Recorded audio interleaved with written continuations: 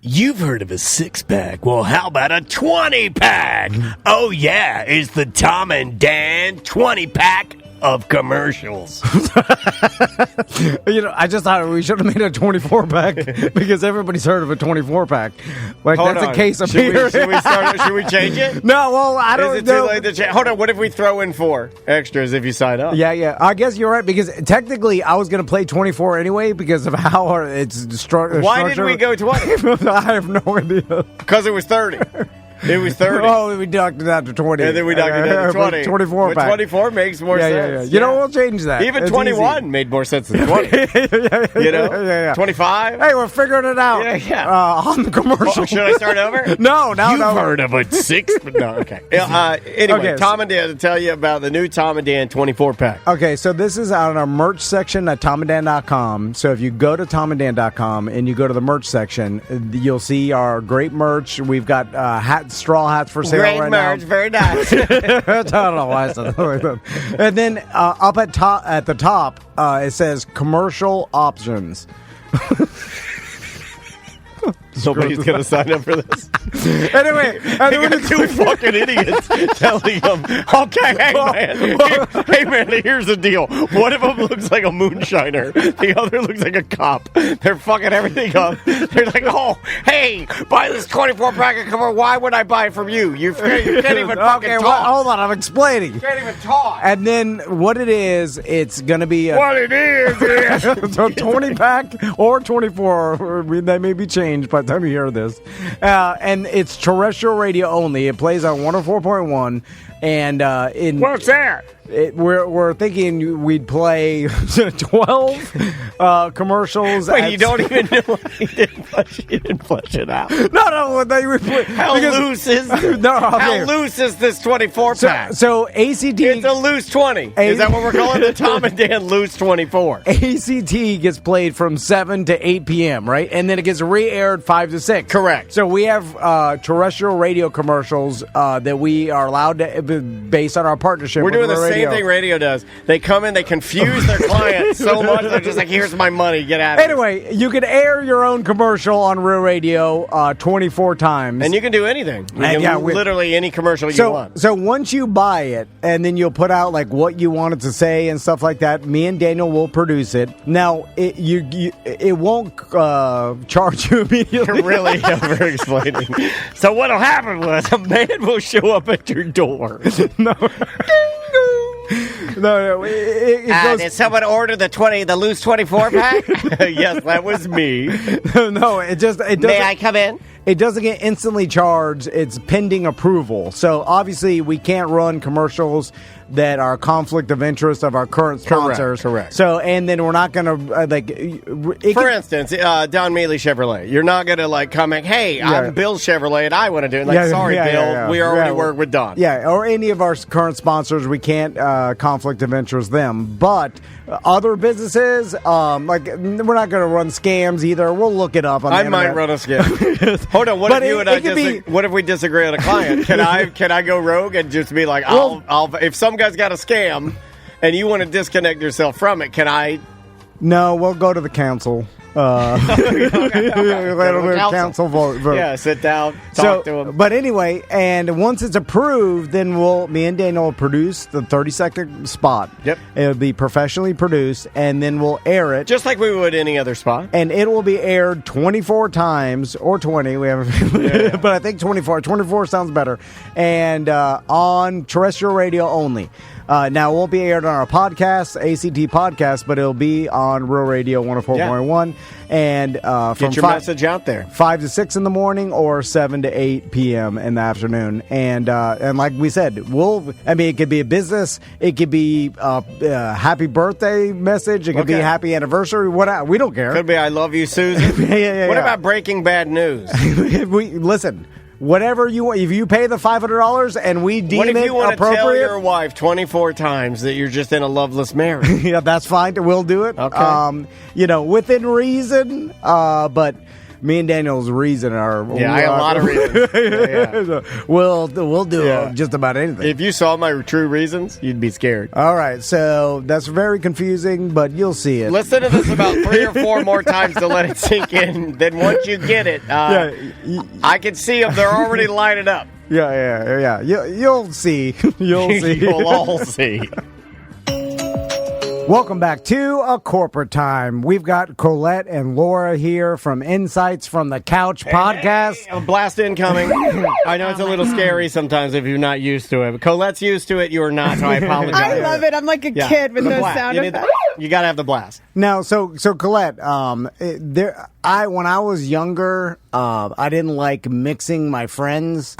Like if I had some school friends and some neighborhood friends, I never liked it when they're, and like I even to this day, like my podcast friends and then my Miami friends, I don't like to mix them. My sons are like this, where they don't like to mix friends. I was going to say, I think your sons don't like to mix their friends. I don't know. It feels threatening, like that your friends might become better friends with each other and leave you behind. I feel like I'm one way with this group of people, and I'm another way with this group, and I don't different like hierarchy. Yeah. You may be a king in one group, but you may be a pauper in the other group, right? Yeah. So are you experiencing this right now with Laura being here and you're mixing friends now? You're like, I'm going to be embarrassed by who I am hanging out with on my other podcast. Oh my God, no, I'm so excited. I actually love to mix friends, and I love when my friends from different groups become friends with each other. All right. So this for me is like a wonderful delight. All right. Yes. So, okay, Laura, how you doing? I'm good. So let's talk about how... Laura, fresh off of witnessing what you just said, making you the weirdest out of the two of us. You never heard about this guy will invite 2 therapists to our show, sit them down and be like, well, unprovoked, I'm going to launch a real weird mode. Here's a real weird mode. I actually don't think that's unusual that people don't like mixing friends. Yeah. I think a lot of people are that way. That's the thing, because I feel like this is another world. This is your other podcast, and now we're the Love Thy Neighbor, Insights from the Couch. And this is just a big bowl of incest. And over here, very sad because no friends to mix. Don't worry, I'm like totally overstimulated right now. So we go very fast in here. By the color or the sound or the I don't volume? even know where to stop. It's really fast. It's very ADD. We've been labeled ADD radio by many people. Many professionals have said that. That's probably why I fit right in. Some other listeners that may not like our show, sometimes they say like, "Oh, you're on that show that laughs a lot." I'm like, "Yeah, well, it could be worse. We could be on the show that cries and is sad a lot." But yeah, we're weird. We go very quickly, but we're really glad to have you. It's like now we have 2 Colettes, which is better than 1 Colette because we love you, and now we got 2 super smart ladies in here. You have 2 therapists at your disposal. What do you want to know? I love it. This is huge. Well, first I want to know how Insights from the Couch began. Do you want me to take that? Yeah, go ahead. I mean, I think it began, well, first of all, Colette had a book to roll out. So she was like really into the marketing of that stuff. And I said, you know what, we should do a podcast. And I think our conversations are special and next level. And I think people want to hang out and talk to us. I think people want to be on the interior of our conversation. They want to mix friends with us. Yeah, and so we wanted to call it Friends with Therapists, but that was already taken. Okay, all right. Like friends with benefits? Yeah. Like that was the takeoff. So the podcast was Laura's idea, which I had forgotten, but I remembered. You didn't give me credit initially. But Friends with Therapists was my idea. Totally your idea. And I got so attached to it that I couldn't let it go. What happened was we knew another therapist who launched a podcast, and it got a lot of pickup. It was like a mental health podcast.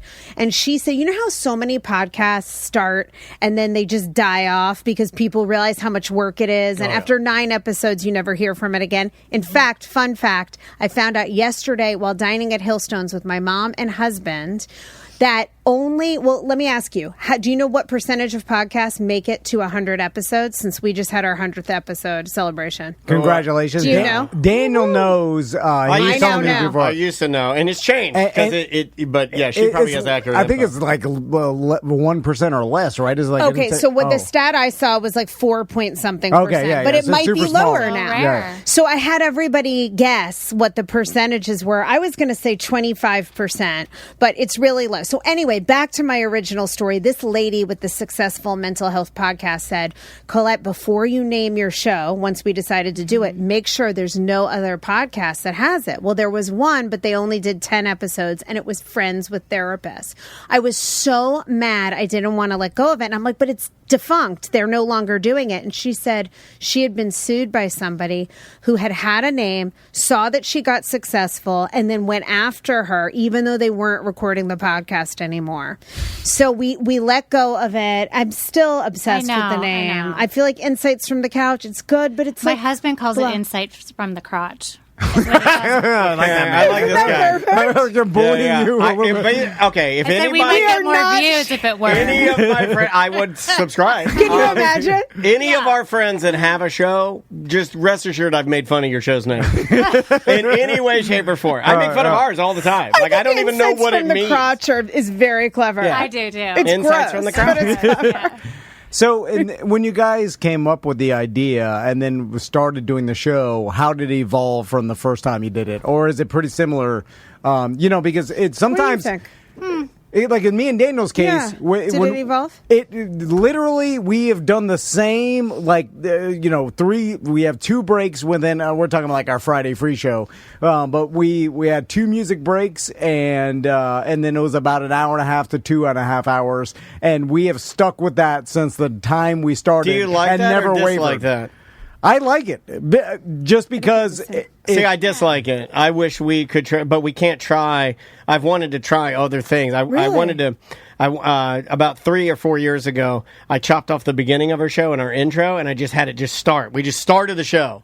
It was just like, boom, we're into the show. Yeah. And everybody's like, we don't like that. No, you got to have your intro, we need the song, and we need the intro, and we need to vibe with you guys up to it. And it became a routine for a lot of our listeners. And I wasn't respecting the routine, and I was wrong. That's a big deal. And I was 100% wrong on this, and because it's okay to be wrong. I love being wrong, because it means probably by figuring out that I was wrong, we're going to find the right thing here. Right. I was dead wrong on that. Everybody else is right. And you need some trial and error. I mean, I was just thinking about Howard Stern, which I started listening to at like 11 years old. He was on regular radio in New York. Good New York girl, listen to the Howard Stern. Yeah, and it was like getting your daily dose of some porn star sitting on a Symbiote. Which I love. Yeah. She's literally sitting on a speaker, turning up the bass. Right? It was so vulgar. It was so controversial back then. He was the shock jock, but he always started the show with that like heavy metal song that he still does. He's still the Rob Zombie song. Yeah. And America's Worst Nightmare or something like that. I'm almost never in the car anymore. And of course, back in the day, it was such a ritual because it would come on. Now it's on Sirius. It plays over and over. But you had to be in the car right when he was starting the show. I think it was like 6 a.m. back in the day. Yeah, he shortened his hours. And the ritual of that as a listener, the reason I don't even think the show's that good anymore, except I love when he interviews, but it's the ritual of I've been with him for so many years. It's like the comfort of that. And I know so many of your listeners are like that with you guys. And hopefully we're creating something similar with our new show. I don't wear a wig, though.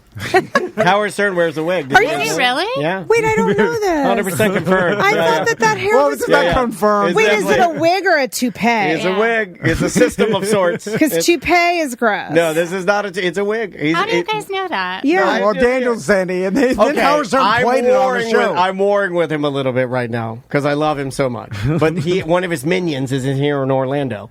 He has it's probably Shuley or somebody, Sour Shoes or one of the whack packers. Oh, I know who it is. And they always take clips of me saying that Howard's wearing a wig, and whenever it comes up, I made the cut last time, and they played me saying he wears a wig, and I was like, yeah, I made the cut. Are you serious? So you've been on the Howard? You want to be on there? Just say, yes. I want to be on Howard. In the Howard, no, that's not going to work. You have to say, I think he's wearing a wig 100%. Howard, I think you've sold out. You're wearing a wig. Your show isn't as good as it used to be. Well,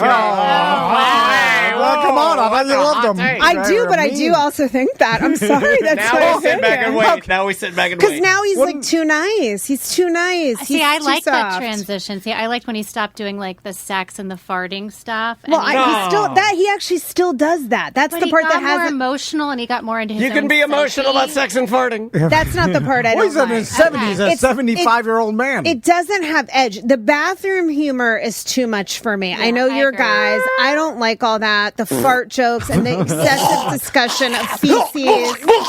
So come on. But I miss the strippers. I love the stripper Jeopardy. That was the best. You know what I like? You know what I That's like? objectifying women, I Colette. like where they get a real whale in there and they grease pencil her Come on, stomach. stop. I'm joking. All right. Oh, my God. Back to Laura, I'm with you. These wild animals. Yeah. Me and Colette are about to Tom is swim You doing like the that. strippers? I mean, Oh my God, Tom is some of those- pretending to be all developed and highbrow for so- Laura. some Who of those doesn't women- know him yet. I think some of those women are some sort of slaves of some sort, I think. There's some human trafficking going on. Yeah, they're trafficking. There's more than wigs in those traffic Those boxes. women were laughing all the way to the bank. So, back to insights. Yes. Yeah, Laura. sorry. My God, how do you handle Colette normally? She's crazy. Quiet. I guess. So, but has your show changed and evolved since the beginning? I mean, I think we're more like convicted about who we're helping. Okay. I think we're more clear about women at midlife reinventing and getting and activating women and pulling people forward through reinvention and change. So I think a lot of our content really hinges on that. So it's a lot less, like a little bit of this and a little bit of that, where the mission is clearer. Yeah, I mean, I think we started that it was going to, first of all, the real thing of the show, Laura already alluded to, which is that Laura and I are colleagues. We will have worked on similar cases together over the years where I'll see the couple and Laura sees the individuals. But we're really good friends, too. And our friendship goes back to before even, when I was in graduate school, my daughters were at Park Maitland in Maitland with her daughter. And so we got, in fact, one of my daughters and her daughter were in the same class. And I was going through like my divorce and going back to grad school. Oh, so she was there. Yeah. And that's when I got to know her. And then we went to the same graduate school. And when I was a student, Laura was in my class as one of the group leaders. You have to do group therapy. Which was priceless. Because, you have to remember, graduate students, this is the first class you do. And these graduate students are so inhibited and scared. And everybody's sitting there, like not willing to say anything. And Colette rolls up. And she just says, the realest... not crazy. You were just so real and authentic, and you just threw it. I get it. I know Colette. In this past 8 months, I've got a feel of Colette. Yeah, she's like, wow. I like hookers, and I need a cigarette. Yeah. It wasn't quite that exciting. Yeah, because if you said that, I'm like, hire her on the spot. Everybody's protecting, and you were not. Everybody's trying to be cool and have an image and impress people. And I was like, I'm struggling. I admitted all my flaws and vulnerabilities. And I was like, I love her. Yeah. I just love her. And I just knew in that moment, I was like, I want to be friends with her. Even though I was the group leader. But we became friends. Yeah, we became friends after that. Yes. So it was a really cool way that we met.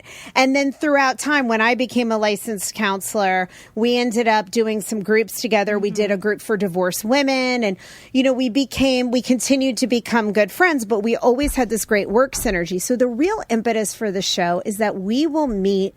Typically, we'd meet once a week, and we'd sit and talk for up to 3 hours sometimes, just about psychology and people and our own personal lives. development. We're often in a restaurant crying. Yes, openly around crying town. about our own lives. Oh my God, you're crying in public? all the time. Just come meet us at the bar. One of us will be in tears. If you see us out in the wild, one of us will be crying. Just about What are you crying about? I'll cry all the time. Life. You don't have anything to cry about? Yes, he does. He just doesn't let himself. I've Never cried cried. 2 times. All right. Oh, it's up to 2. It's up to 2 Yeah, times. yeah, Two yeah. times in your life? Do it, I remember. Is that for real? Yeah. Yeah, you know wow. this. Yeah. You know this, and I cry during sex every time. Every time. I so believe. While I'm climaxing, I'm like, That's biological. Yeah. It's all that oxytocin that you're bonding, and I bet Tom doesn't cry. No, he doesn't. Sex. No. He tells me he's not even awake. Yeah, I had a client say to I'm me that she's confused after. never once seen her husband cry. Not one time in their entire 20 God, my years wife was together. close, and my brother died, and I ruined it. Thanks a lot, Timmy. Yeah, great job, Tim. You made my wife think I'm weak, Timmy. Yeah. God. I tell him that all the time. Yeah, too. but Look at Laura's totally analyzing Tom. No, I'm just I like, I'm like, oh, we go real dark. No, I was born this way. Yeah, That's why I wasn't made. My son's like this, and that's how I realized through my son. I was like, oh, born this way. Lady Gaga.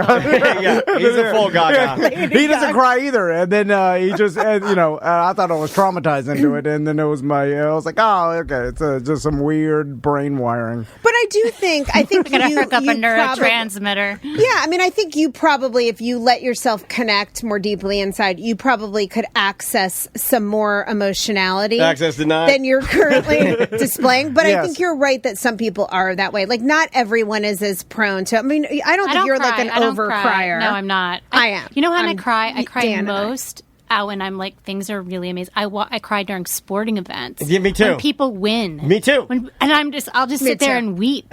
I did, and man, I hate to admit this one, but I got to. I emailed Angel from the Monsters this morning, and I'm going to have to email Pedro Lima, a local comedian, friend of the show. I think he's a massive Knicks fan.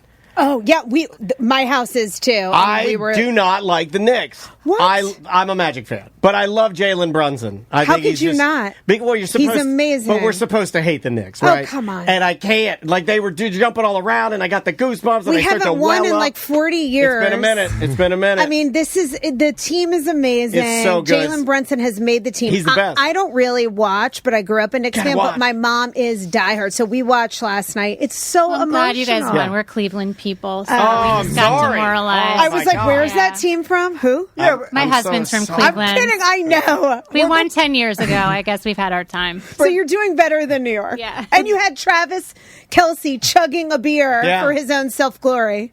He was there, and the Shamalat, old that guy. Get that guy some clothes that fit. My Christ, I didn't see that. Timothy Chalamet. Oh, Chalamet. Chalamet. I hate that guy so much. My God. Yeah, enough with the baggy. He wears those big baggy leather jackets. I forget that designer's name. So this is Jim the Hamilton, classic, James like, Hamilton. anti-masculine prototype, archetype of the Gen Z man. Like, it is a fascination that people find him, and it's so. This is what's a sex symbol today. Like, can we go back to the days Do you know what, of like though? young You know what I Brad did? Pitt? Like, I sat with my sons and watched all this like YouTube content on like Clavicular. Do you know these guys? Yeah. The looks Yeah. maxing. Our Yeah, old yeah. lawyer's his lawyer now. Yeah. We like binge watched it, and Tell me we do Yeah, injections. tell a little bit about. Okay. well, I don't We know were who just that in the is. bathroom smashing our cheekbones before Right. you I know guys got what here. I like maxing is, but I don't know who that Okay, guy. okay, I so like. it's basically this movement I'll do among that. like young men 18 to 25 where they do the most Yeah. to look as masculine as they can to dominate other men. That's like mogging. Can we right? reframe that though? Oh, what's okay? Because I laugh at that because at its what you just said is glaring to me. They do the quote the most masculine. That's different for everybody, right? Because what they're doing to me is so non-masculine. And also, These isn't guys they this- end up looking like alien women. But is this new? The This thesis is always that been. the thing that matters most is you can work out all you want, Yeah. but what really matters is your face card. Yes. And your symmetry. And like So how do you change that? Oh, well, you do. You get surgeries. You smash your bones for a better jaw. But my you do point is all that this- used to be a girl thing. I know. Right. It didn't. That They wasn't a hijacked that. masculine thing. That I wasn't did. a masculine thing. That was Like- a lady symmetry and like the way that It used to be called metrosexual. Yes, like, right. back in the 90s. But Or like now all you're those guys. smashing No, but your what face. I'm saying is like they're almost going to the lengths. Some of their skincare regimen and stuff like Yes. that is like beyond even what ladies would Yeah, do. it's but it's totally like a they've turnoff. stolen girls' things Yeah. and they're like, no. This is male masculinity looks maxing. And I'm like, it's not. But this is the problem. I think it's a total turnoff. I mean, I know I'm Gen X. Yeah. I find all I of find that it gross. so unappealing. Like, give me a real guy who's not overly preoccupied with He his uses a looks. bar of ivory soap. Yes. Maybe Irish Well, Spring. Yeah. That's it. I like Irish Swing. And I like Dove. Oh, wait, I like Ivory. Which one that floats? Ivory. I like Ivory. But I don't want any more fussy. I No. just don't like that. Yeah, It's not my it's a thing. lot. We're tiptoeing into the territory of old people talk about the younger generation True. now because True. this Right. is not for You're right. any of us. right. This is for 20 years younger than all of us. But what does it say about where society's It's a mess. trending that men are smashing their face bones and having them reconstructed to like dominate other men and get the best resources of the hottest women. Because that's what it's about. Well, right? but like I think where Right? it falls apart for me, because I like what you're saying, but where the whole thing falls apart is they're like what was the term you used? Mogging. It's something about being like the most alpha. I can't But remember what's what it interesting stands is I've for. never been I've never able heard to. of mogging. I've never seen one of those guys full mog. I'm trying to use their vernacular. But what I is mean that? is, Tell me okay, what mog is. let's say he's the most masculine person in the room, and Okay. everyone knows it. My point is, I've never seen that on camera. I've never seen like here's a video of this guy. He's looks maxing to the max. Look at all the ladies around him. They are straight going crazy Right. for him. They can't. They Right, love like him. birds to the feeder. It's just, it doesn't happen. So there's no proof to me that any of this even gets women, because I don't know any women. Every woman, every age, you guys, every person I've ever talked to looks at this and says it's weird. So I don't think it's giving. It's not real. Yeah. Yeah, but Looks maxing isn't even like I don't even think it's Because you real. know what gets women? Riz. Confidence. Charisma. Yeah, just confidence. It's all you need. Yes, you don't it's need your to. You can literally swagger. smell like turds and get any women you want. Ugly. If you and believe looks you like can. a floating.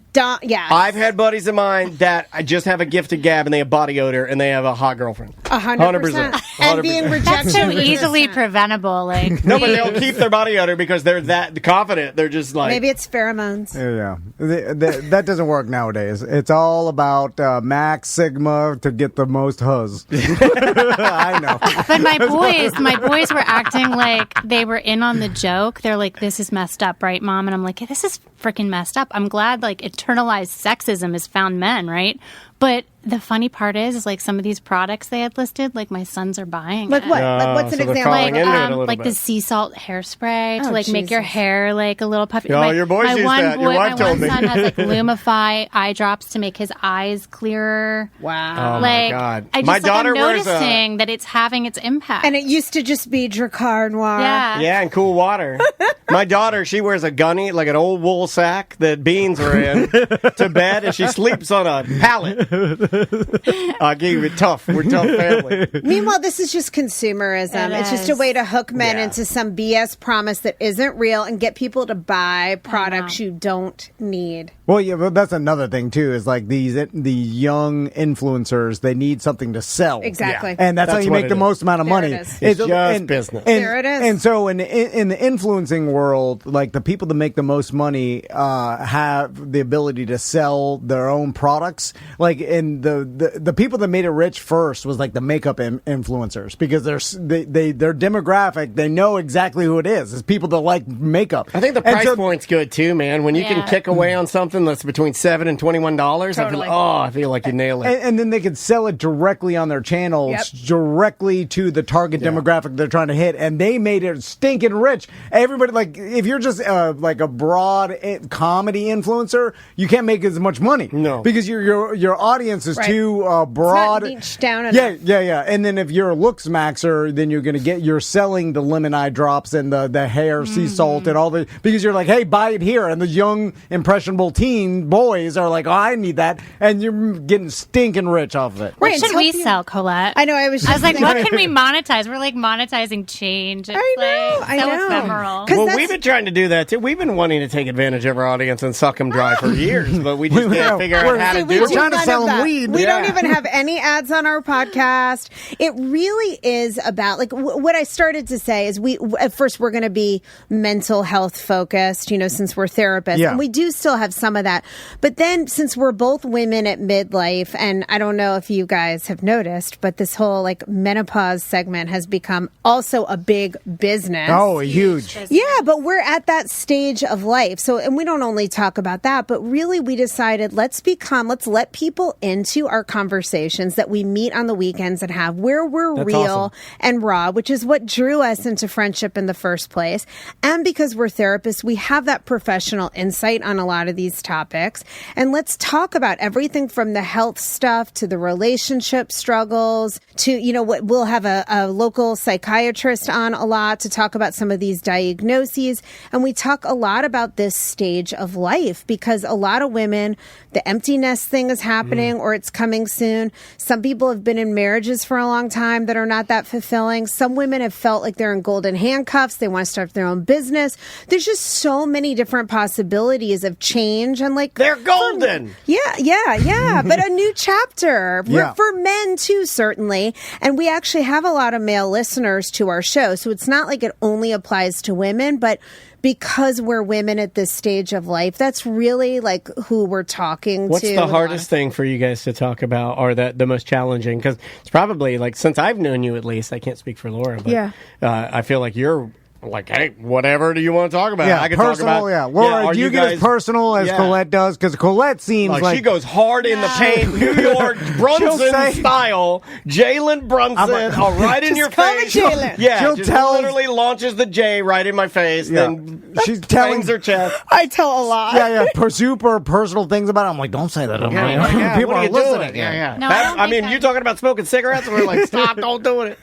I talk about that a But lot. our listeners loved it because they were like, oh my God, she's one of us. Right, because Yes. I'm not the only person in her 50s who used to chain smoke cigarettes. Yeah. It's human. It's real. Yeah, it is real. And I think that People is want that. also, right, because it is what connects us. I mean, it's me also living what I preach and I do for a living, is that being your real self is what makes you have good relationships. Sure. Like, that's why I'm willing to admit some things that I could also be judged for, because most of us have that stuff. And that's why I was drawn to you, like in that group, is that you were the one person who was willing to say the real true thing.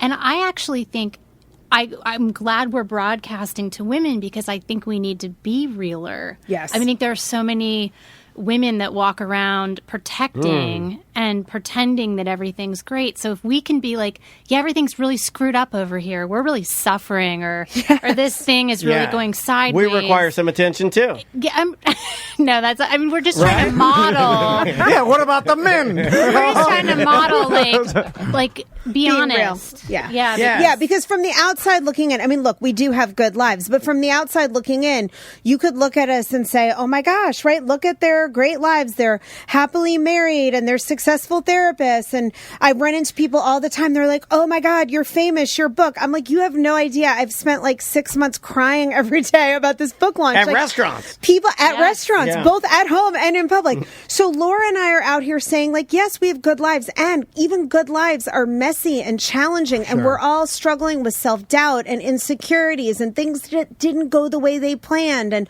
moments in our marriages that are really hard. So we want to be that real space that acknowledges what it is to be human, and that it's challenging. Yeah, because people don't need any more like Performative perfectly packaged spaces. Sorry. That's all right. See, good. you can't stop me. I know. I like that. I like that. Yeah. So I'm curious to what you guys would say about this in the relationship podcast, social media influencer world, because I'm sure you guys have seen a lot of this, and I've even been exposed to it since we started Love Thy Neighbor, because I'll look at like relationship influencers just to find like what to talk about, because it was outside of what I normally. Before we started our show, like, trying to look into bettering my relationship was something I never did. Yeah. Right? Like, and something I never seek out. What I love about it. And it's like the information, it would be something so opposite from what I've listened to, but it has made me better. And I've noticed things like slowly but surely it made me better. And that's when I realized I My was work is done. it's far from done. still my heart. You have a lot to do. My God, you have should no talk to idea my what wife. you've done. Yeah. Phase 1 of 400. It's actually the exact opposite. It's like in the beginning of the movie when the guy's playing with a Hellraiser box, you know, it's coming for you. To my wife, I've It's made coming. zero progress whatsoever. In his brain, though, he's killing it. But the seedlings have changed. And I tell him So- to make him completely delusional. I tell him, "Oh yeah, you're doing great, buddy. Way better." But I'm Because curious. we're unhealthy relationships. What's the BS you guys see in that world that you're like, oh, this is complete BS? You're just basically like peacocking to Yep. try to get Yep. views and clicks and things. 100%. So I actually just made a little video about this on Instagram and TikTok, that at least in the therapy space, one of the challenges is that a lot of these people who have huge audiences, right? Now, I'm not one of them. I have a very moderate size audience, but the people who have gone really big in many cases aren't even sitting with clients. They're not even doing the work. They're full-time influencers. And what's rewarded is making super provocative statements, things that are going to really piss a lot of people off, off, make a lot of people feel seen, really be pitting people against each other potentially. And a lot of it can be harmful to people because now we're consuming mental health like it's deliverable and sound bites on the internet, which it's not. So when I'll make content and want to talk about healthy relationships, a lot of times it's really good stuff, but it's not provocative. It's not something that's going to go viral. So there's a lot of that therapy has become this big, glamorous, social media famous influencers. And a lot of those people, in a lot of cases, aren't even saying things that are therapeutically sound. And that can be frustrating. Yeah. And then the other thing I see is just that like midlife marketing, like everything's wrapped up in a shellacked version of like pink and just let's call it midlife wellness, midlife mental health, midlife, do this. And it's like, we can't commodify or cheapen what like real therapy is, which it's not like just a bunch of like tips and tricks. Like it really is a process oriented thing.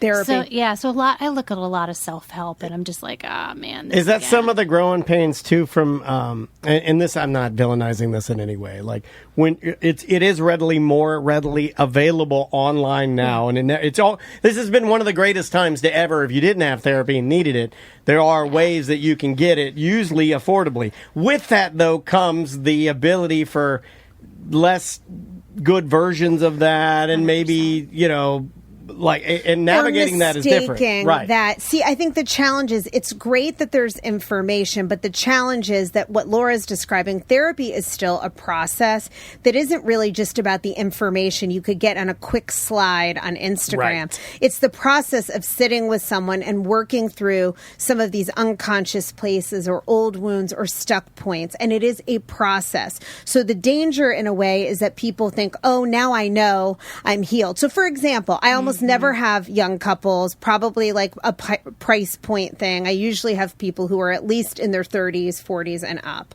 I got this couple who were really, really young and they come in, they've already talked to ChatGPT. They've done the adult attachment interview, which is something I normally do. It's where you ask a lot of questions about attachment patterns in childhood. It's an empirically validated thing. They've done it with ChatGPT.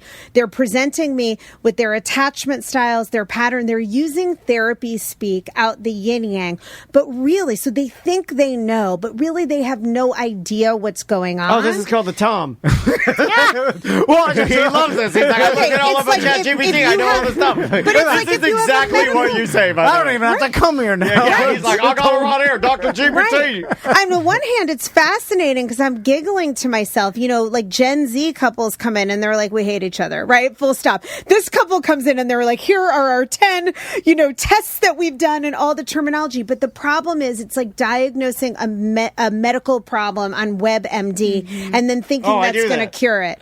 That's what I do. He does the other thing, but I'm the WebMD guy. I mean, that is its own rabbit hole of danger. But every night I have skipping cancer. the doctor, right? Skipping the doctor. If you have a disease, you can't just go on the internet and think, oh, now I know and I'm done. So I think... Well, that's what the doctor's doing.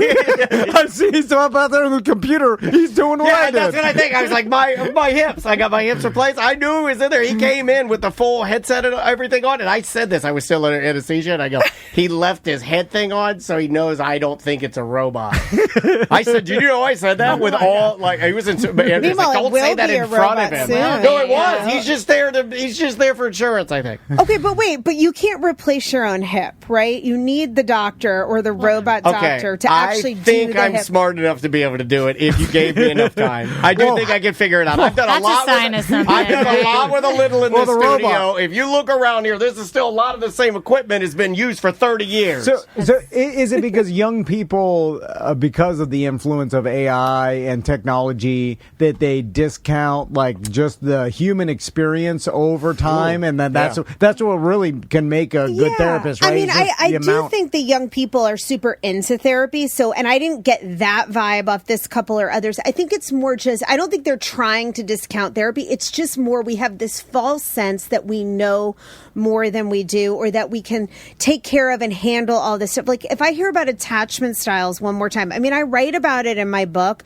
but it is not that important. And everybody is so obsessed with their attachment style. It's like reductionistic. Yes, as if this is going to be the thing that solves your relationship problems. It's like it's like the love languages. It's nice to know. And then we're back to the real problems and working through them. Right. So it's just a false sense of we're more savvy on the problem than we are because it's so readily available on the internet. Have you found that people want to diagnose themselves with all types of things? Yes, now? and everybody else in their lives. Yeah. So that Particularly everybody else. so everybody, I've seen that pattern recently, even with the older people around me. That like go and get some diagnosis, and then they'll be like, "Oh, I'm this now," and then I'm like, "Well, you've always been that." First off, and then second, like, why did that change anything? It like doesn't. What does it matter that you diagnose yourself I think out of that's this? good and bad, though. I mean, there's a generation of young women or women our age that were never diagnosed with ADHD and have always had ADHD, and that looks totally different in a woman than it does in the little boys we diagnose. Gotcha. What does it look like? What's a how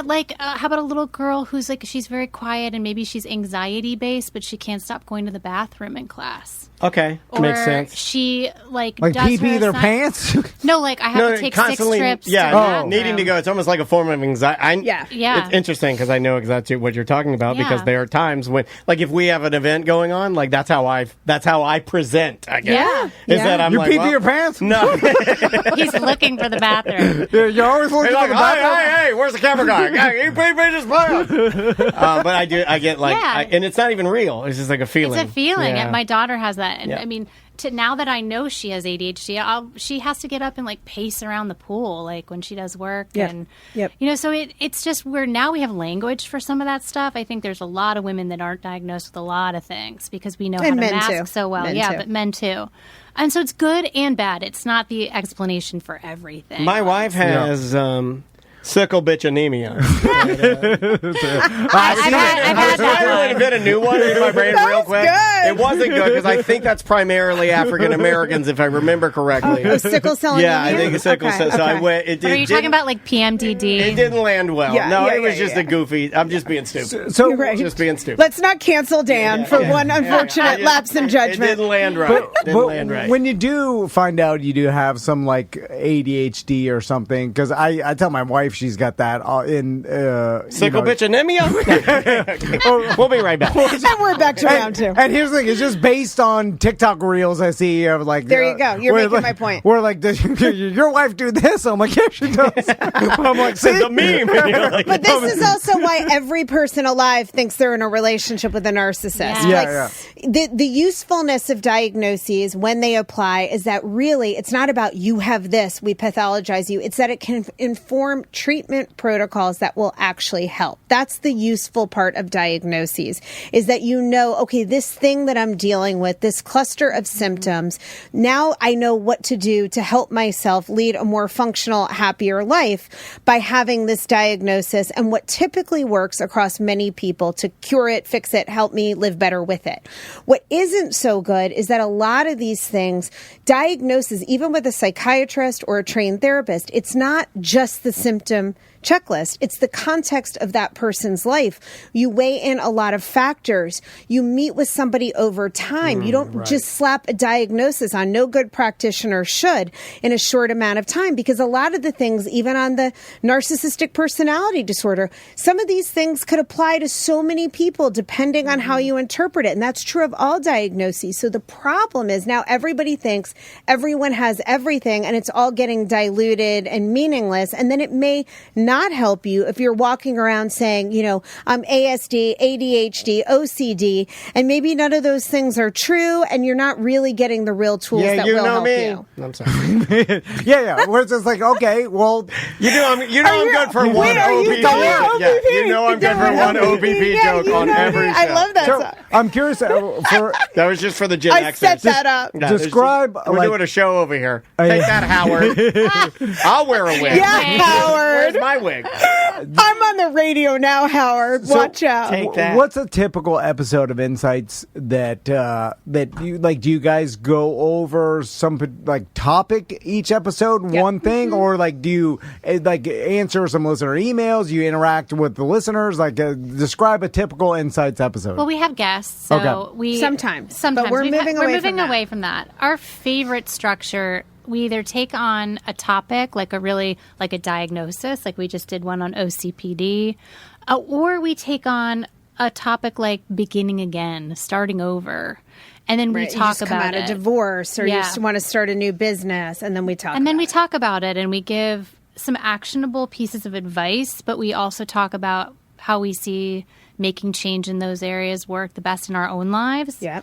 And we People tell we've worked- stories from our own lives and, That's other what people stories like. that we know. Yeah. And we're both really real and open. I mean, I may be the most willing to share what's going on and like bad details that can reflect poorly on me, as we've all identified. But I feel like you open up a lot too. Yeah. I think we're both very vulnerable and real, but we try to make each episode like, here's something that can actually be, we're not just sitting there riffing. Here's something that can actually be helpful and useful to you in your own life. We've done an episode on like going no contact, family cutoffs, which we've talked about a lot. That's a big deal. Anxiety, ADHD, a lot of stuff with midlife, perimenopause, women's sexuality, waning we talk desire. about sex. Yeah, we've had a number of like I like sex. focused. I like it. Yeah. I like butt sex. I'm just being honest. I'm think sorry. you will I'm now. oversharing. I'm oversharing. Why does it Colette, say that? I played my Colette card. What kind of butt sex? no, Nah, come anything on. but sex. I don't want to do anything but sex. See what I did there? Yeah. Well, sex. Now I'm like curious. I know. I'm like, this is. I just say things like that. I just say things like that. You figured out my equation. I just say that to see if I can move his wig a little bit. Tom cannot. And I've moved his wig so many times it's unmovable now. Unflappable wig over there. Tom is stuck. Well, Yeah, it's stuck. let's end with sex because no, that She's butt. getting you. Come on, She's go getting you. Don't go fall into it.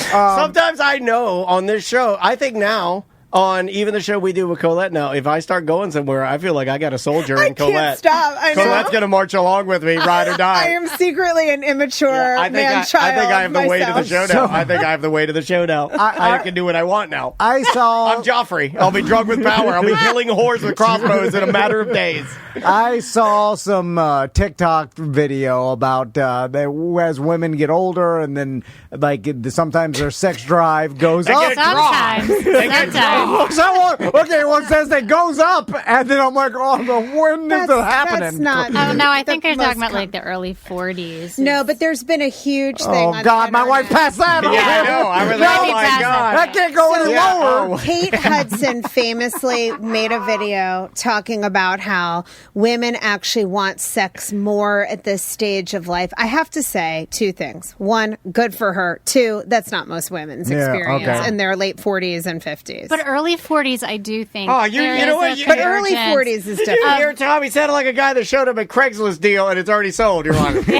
all right, okay. That's I not drove all here for nothing. I mean, I do All think there is a developmental point where women are like really comfortable with themselves finally Yes. and like able to participate. But that's different, It's from, different drive from drive and yeah. libido. I will say, though, also, for a lot of in couples therapy, if the emotional connection is restored and good, 50% of the time that clears up the problems that are Wow. happening in the sex That's drive. super high. So Yeah. start crying. Yes. I did not You get laid. You literally just dropped a bomb in here that this guy, you just gave him the answer. The last answer he didn't want to hear. I know. Is that he has to become more, because you could Wanna get laid? Cry. You want to. I try. I'll do anything, and I can't do that. Listen to your That's what the partner. song's about. Be curious. You are Castleberry Meatloaf. right? I would do Anything for love, but I won't do that. Do you know I asked a kid on the playground, I go, what's that song about? He goes, that song's about the butt. That's a true story. Oh my God, I love it. It all comes full that's circle. DeLand Middle School playground. I'm like, what's that song about? That song's about the butt. We do have one episode though. Remember did we have on for sex? Oh, well, Dr. Juliana Hauser, Yes. and then somebody she else, too. talked about, she does these things where, like, this is so cool. Your audience might be into this. Is you go and you do, like, a sexual act inventory. Yeah. with Oh, I your thought you were gonna partner. you go to do a sexual act in a it's Burger tough. King like at a lobby. You do. It's called Yums and Yucks. Okay, yums and yucks. it's some, like, provocative stuff. It's Yep. stuff like Do we still hadn't have it even on our heard website? Hadn't even Can heard you of. download it on our website still? I don't know. Okay, so if you guys are look how interested, into I'm this he pretty is. sure it's this quadrant. And I've heard of everything. But you go Me with and your Daniel. partner and you talk about all the things, maybe something you've fantasized about but never done, but you would be into. Oh, the bull. No, I Yeah. can't talk Yeah. about that. But I can't tell her. I want to Colette. sit on the couch while the bull's going to town, and I'm like, good job. I bull." can't even imagine what might come out I in know, such an I inventory. know. But you also talk about the things that like you Get have it, no bull. desire to do ever, no matter Yeah. what. Like anal sex for me, it's never That's going what to I remember happen. about our. You Never. said like no one's And sitting then near also, my butt. yeah, and then also, wait, what's the other Okay, one? calm. Fisting. Fisting. Have you heard of fisting? What? Yeah. I was like, never. Have I heard of it? Never going to happen. Okay, see, Oh, my see, God. this is where they This is the live. last thing my dad said before he passed away. He's like, fast. we They don't. can't even say that on the radio, Colette. God. Wait, did I you break get the the law? Oh, I have Did to I write break that down. the Yeah, law? that's right. Are you Beep serious? that Wait, out. are you Because it's serious? a verb. Oh my gosh, I'm Oh my so God. sorry, you No, guys. it's fine. You're fine. You didn't So know that. on Insights from the Couch, we We can talk say about it. that F word. Oh, yeah, I'm joking. We can say it. There's a. But the idea is that there might be stuff that you're interested in and your partner's interested in that you've never tried, that you've never articulated, that Fast? could come out. See, I can't. You could all like go to I can't even Fairville imagine together. sitting down with my Who's wife. gonna say that? And then we go to Fairville, and then you go for a little date night at Fairville. Oh my God! Yes. Howard Stern's Sexy logo time. is a fist. Of course it is. Mind blown. Take that, Howard. It's a fist with a wig on it. First the wig, now the fist. Hold on, I can be Howard. Do it. Oh my God, what is happening? Wait, are you allowed to wear that? Oh, yeah. Oh, no. Cultural misappropriation. Cultural Look, I look like I fought in Vietnam. Don't I? I look like I'm guarding Laura, against- I'm sorry. If I stood in traffic okay. right now and asked for donations, I'm telling you, stolen valor. You look a little like Howard for a moment there. All right. Well, you guys have to get back to work. We kept you too long. Yeah, I'm over here wearing my wigs. I'm minutes away from getting my right. puppets out. The point is, we talk about it Yeah, all. it's not one note. Yes. It's not one note, but we really try to deliver stuff that people can use that will help them in their lives every episode, too. So I hope you guys will check it out. Awesome. And that's Insights from the Couch. Oh, I wish you'd gotten it wrong right there. that's the only thing that I mean. And I That know, would've I been know, better, it's- actually. I know you're not supposed to root against your business partner because it's all interconnected. I I'm losing my own money when I do root these things. against you.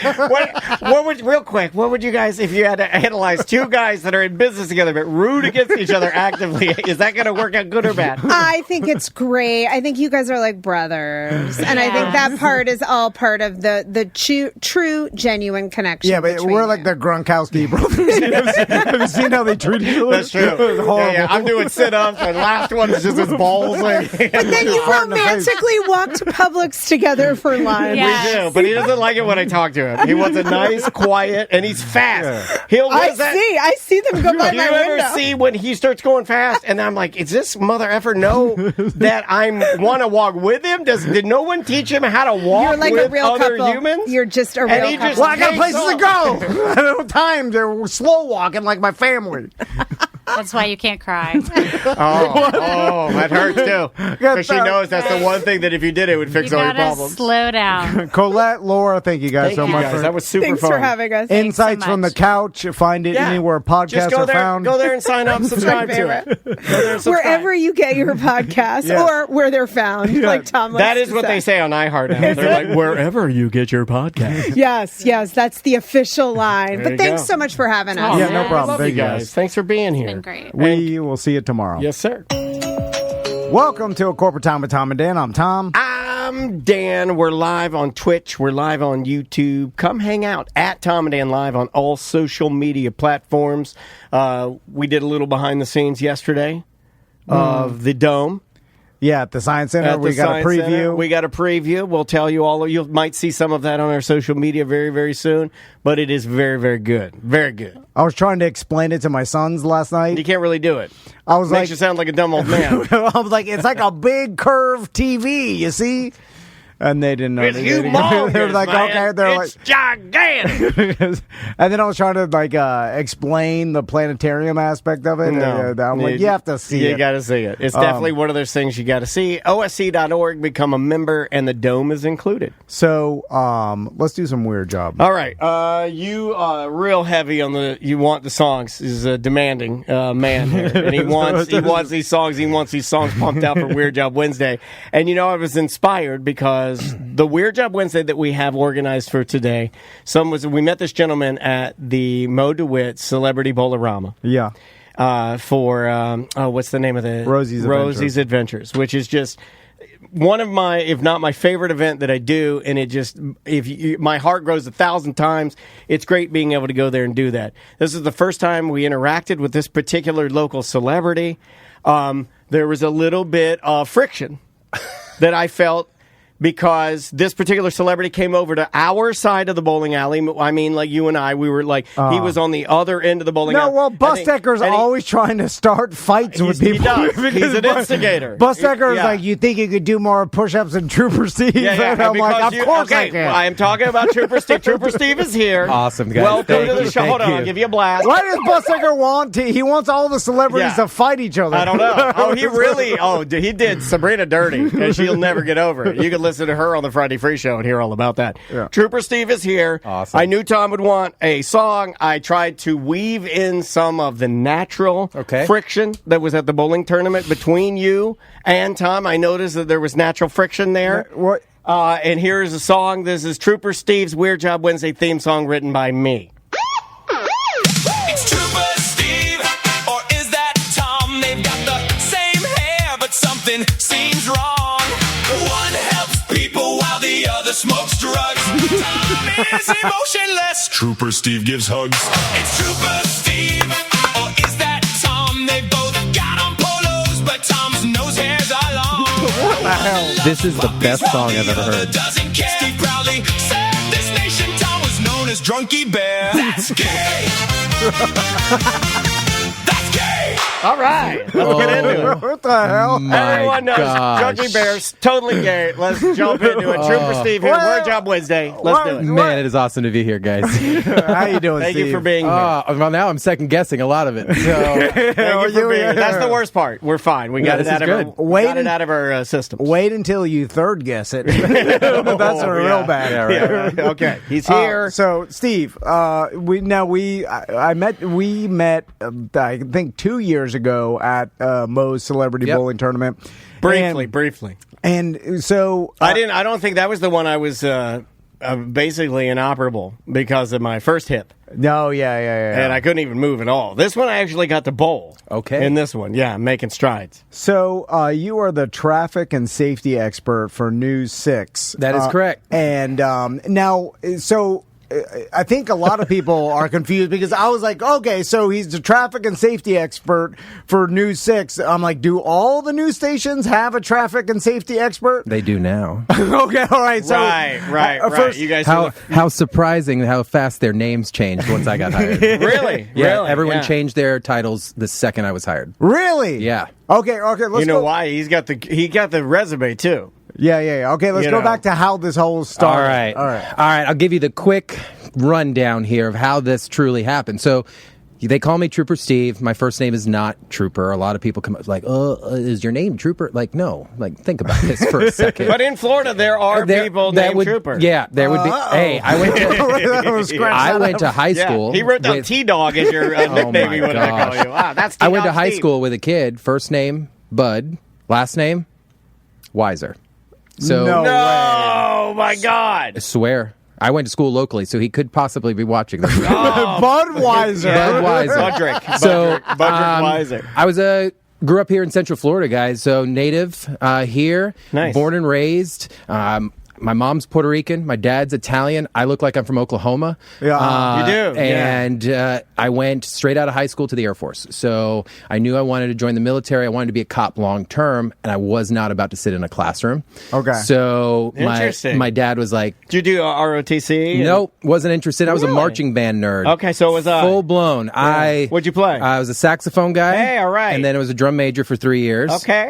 Because obviously, if you go Well, you're saxophone, popular drum- if you're a drum major, then everybody likes you. well, at our school, yeah, it was decent, I guess. Yeah, drum major is the coolest. Drum major is Blade.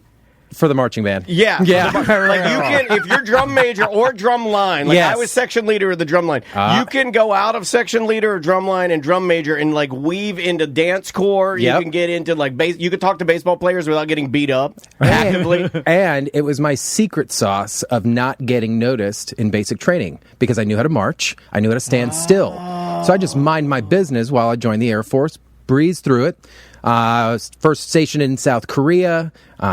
Amazing experience. I was deployed to Iraq for 8 months. Got to do some interesting things over there. And then got out and joined the Highway Patrol. There you Okay, go. all right. And that's how the trooper thing started. So Like the Highway Patrol, the one that the country song's about. Yeah. The Highway Patrol. Yeah, absolutely. And it's wore the whole Smokey the Bear hat, the whole shebang. I had one of those that a trooper had gifted me a long time ago as a kid. That is a sacred. And I would wear it on my bike when I was riding around DeLand. Oh, I thought it was the coolest That's thing. kind of cool. Yeah. So, Yeah. joined the Highway Patrol, and I loved it. I am a trooper through and through. I love the Highway Patrol, the high gloss belt, the clean uniform, Yeah. everything about a trooper just spits military to it. And so I enjoyed it. Got to ride motorcycles with the Highway Patrol, spent 3 years there, and then got recruited to the public information side. So that's where Trooper Steve, quote unquote, were born, really. I trademarked the name, Trooper Steve. I own it. I changed all my social media to it. And I'd show up on these scenes, and the media was calling me Trooper Steve. So I was like, I got something here. Yeah. Okay, man, all right. that's So smart. then the hurricanes hit in 2017. Were you like one of the only PIOs to So- like kind of weaponize your name? Yes. Well, not that's a wrong word. No, Right. take it. But you're take it, bazooka it all day. But you're like, I'm going to make it way easier for them to find me because PIOs get a bad rap. I used to work with a lot of PIOs when Okay. I was the producer for Ed Till because you guys always want to spin things and not give me the details. I want the nitty gritty. But if you give me a cool name and we have a relationship, then it Right. Yeah, I see what you did leave me there. alone at that That's point. really clever. So man. I got to give it to you guys. Have been in the business for a little bit. Everyone knows the famous Kim Montez. Yes. She was the face for 20 plus years here. I would not be who I am if it wasn't for her. Yeah, she has gladly told multiple producers at Real Radio to pound sand. Good day. Yep. Yeah. To piss off, Oh, I basically. know that. I know her. Oh, yeah. 100%. You would try to go on her. She'd be like, "Hey, I already answered that question. Yeah. Try again." Very Sort of good thing. at what she does. Explain to the Top audience tier. what Yeah. a PIO Public is. information officer. So it's the people in uniform or a representative of that organization. So I was the person when a press conference would happen or a massive crash, I'd be the person on camera explaining to you guys, the civilians, what occurred. I was known as not speaking like a cop and being rather sarcastic. So I built a name for myself. News 6 reached out and said, "Hey, do you want to join our morning team?" At the time in 2017, that relationship between law enforcement, I was like, no, thank you. Here we are 10 years later. So we had a great conversation. They wanted to humanize law enforcement at News 6, and here we are. Now, Right. I'm still a trooper. I'm still sworn. I'm a reserve state trooper. So I don't go out patrolling.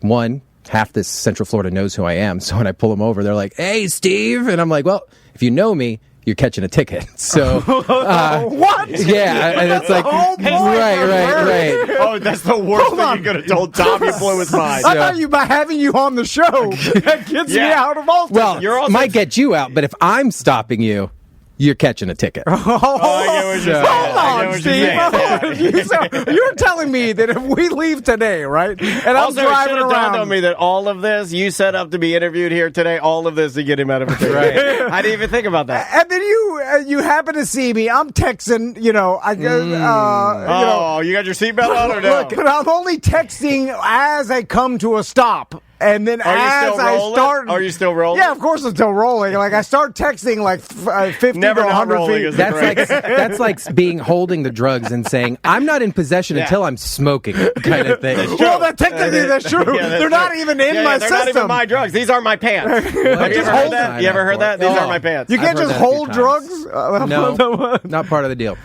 So you'd still give me a ticket. Yes. And it would be awkward though because I'd be like, Steve, I just interviewed you. I told you. You have the same hair. We have the same hair. What do you use? Suavecito? You do have great hair. Yeah, yes, great. Yeah. And so I didn't even know there were reserve state troopers. So it's a kind of secret squirrel kind of thing. You can't just join the highway patrol and be reserve. So you right now can go to the academy and apply to the Orange County Sheriff's Office. You should do it. To the Sheriff's Office and be a reserve deputy right out the gate. You cannot do that with the Highway Patrol. You have to be a standing trooper first, and if you're going to depart, receive approval by the colonel, which is the equivalent to a sheriff or the chief for the Highway Patrol. Gotcha. It's also the bad guy in that one movie. I think it was the Colonel. The colonel. Yeah, remember? Has a lot of umph when you say the colonel. Yeah. What was it? The one with Leonardo DiCaprio, bad mustache, very fat? Now, is it? I don't know. Is this still true that the Highway Patrol and like the regular state and county? Is this where you start a little cops- fight? Are you starting to let's get Go some for it. friends. You know, I like this. I'm just saying, they used to have, like, every once in a while, there's a story that comes out where some highway patrol pulls over a local deputy, and then they get mad at each other. Then the local deputies start staking out to pull over the highway patrol. You know too much. Well, we love these guys. You guys have been embedded in this community Yeah. for Oh, we quite love some it. time. We love these kind of stories. So there's always one you like to joke, and you're in our business too. You think about it. Every policy, every guideline has someone's name attached to it. Kind of thing. So it's a jurisdictional thing. I'll say that. Okay. Sometimes as a trooper, I would joke because I'd respond to one intersection that falls in the city. But depending on which way the wind's blowing, they may not want to work it that day. So the highway patrol will always say, "We'll take it," because we're supposed to be the big brother of it. But in all actuality, because regular cops are little babies. Well, I'll say highway that's what patrol. troopers say, sir. Hold on. I'm going to say That's what this. I heard. A highway patrol equals fat God, nuts. I'm going to get lit up. Regular cops, wham wham. Absolutely poo-poo not. diaper. Not here in the state of Florida, just because highway patrol here in the state of Florida, we're only traffic focused. You go to like New Jersey and the other states, they're real state police. Right. These are full service. You're not calling 911 and the highway patrol is not showing up at your house, kind of thing. Gotcha. So I would say the highway patrol here, we like to portray ourselves as a professional, but I would say there are some sheriff's office that would spank the highway patrol. All right, No, I got you. All right. There you go. So, how long were you an actual highway patrol officer? Trooper. A trooper. Yeah, get it right. Yeah, man. You see that? My He really wants that ticket. How long were you? a copper. So I did 8 years full time on the road. Okay. And I did it all right here in Central Florida. Okay. Craziest thing you ever saw, or can you even talk about I could talk it? about whatever you want. Yeah, what's the most dangerous situation you feel like you were in? I think we've all kind of, that sixth sense does exist. There's things that happen to your body when it knows things are about to go south. I've been in situations, south end of the turnpike down in Kenansville by myself, backups 30 minutes out at 100 miles an hour. Oh, God. And you got someone that's not cooperating and they know you're by yourself. So they're going to try you too. At that point, you got to escalate things very quickly, but in a very professional manner. I think a trooper staring at your eyes at 2 o'clock in the morning, letting you know that I'm leaving here and you're not, if you want to get out of this car, kind of sets a tone. Yeah, sure. So you're confident in what you do. Yeah, absolutely. But crazy things I've seen what the body can do in crashes. I've witnessed people die within seconds of me. I've held few people while they've died. Crashes are a nasty He thing. jumped grave digger. So what has nothing to do with me? And I've done nothing. I just sit here and will run my mouth for 30 years. Yeah. A lot of people never talk about the stuff that, police officers, highway patrol, especially with the accidents involved, it's hard to First responder type stuff. compartmentalize that stuff. And how do you deal with that? Like seeing something horrible, seeing people die, how do you go about your week after you see something traumatizing like that? Oddly, radio folks, you guys in this podcast world, not TV, not broadcast, your all's sense of humor is very similar to a first responder world. Yes, as real as it gets. And you guys have a very dark sense of humor. And I would say in the law enforcement world, that's where we are able to plug that. You got to be dark. It's reality. I joke about it, but and the cliche, a bunch of cops are going to shoot me a text later about this. I can't believe you said that. But like what law enforcement first responders say, that's real life, guys. So you have to be able to acknowledge that this is real. This is reality. What you guys do amongst your day going from A to B, B to A, that's just your routine. Reality is happening around you all the time. We've just decided that, all right, this is the world I operate in. Yeah, no, it makes sense. And I always hate it when I see like some cell phone video gets leaked. Oh, it's ridiculous. Of some first responders or like a crime scene unit show up at a murder scene or something. And then they'll be joking around and talking nonchalantly while there's a dead body. And then people are like outraged. They're like, how dare they joke around about something serious? And it's like these people see this stuff so much. They're having to process it. Can you imagine if every call, so the average law enforcement officer in 20 years will encounter over 400 traumatic events in their life. The average person, 2. Right. So you think about that. They have to be on that scene and just process and move on, not really get emotionally attached. Now, there are a few that I'm still attached to this day that bother me. But it's like, it's because of how it happened and that it was preventable. And there's so much crap that piss you off about being a first responder because you look at the responsible party that's with it and you're just like, you dumbass. Why could you have not made a proper decision? And you just changed the course of so many people's lives. It's a hard place to be. I get very passionate about it. And I think that's what's kind of helped me where I'm at today. Well, you're also passionate about, I was doing a little digging, and I thought this was really cool, because you're a relatively young man, and you are very active in preserving military history locally. Absolutely. And I think that's really cool. I love the preservation of history, and I noticed that you were doing some of this in is it Kissimmee St. Cloud area? St. Cloud area, absolutely. And his grandfather fought for this nation. Amen. and passed away in St. Cloud. And one of the most meaningful things that I've ever been a part of with you was when your granddad had his... He had the gentleman, a bunch of old time, and these guys were very, very old men, but they all came and they had a little boom box and they had their bugle. It was an automatic bugle, and they did a dedication. They did a dedication. It was awesome. That's amazing. St. Cloud has a rich history. They're known as the friendly soldier city, and a lot of people don't understand that. I was hoping you would talk a little bit about this because when I say all the wars kind of died down, civil, everything, they were known as an accepting veteran town, whether you were black, white, part of the South, you were welcome in St. Cloud. And to now, you're talking a fairly red portion, not to get into politics, but a fairly red portion of Osceola County that I'm the vice chair of the Veterans Council of the city there. And now we have a fully developed Veterans Council that supports and has bipartisan support.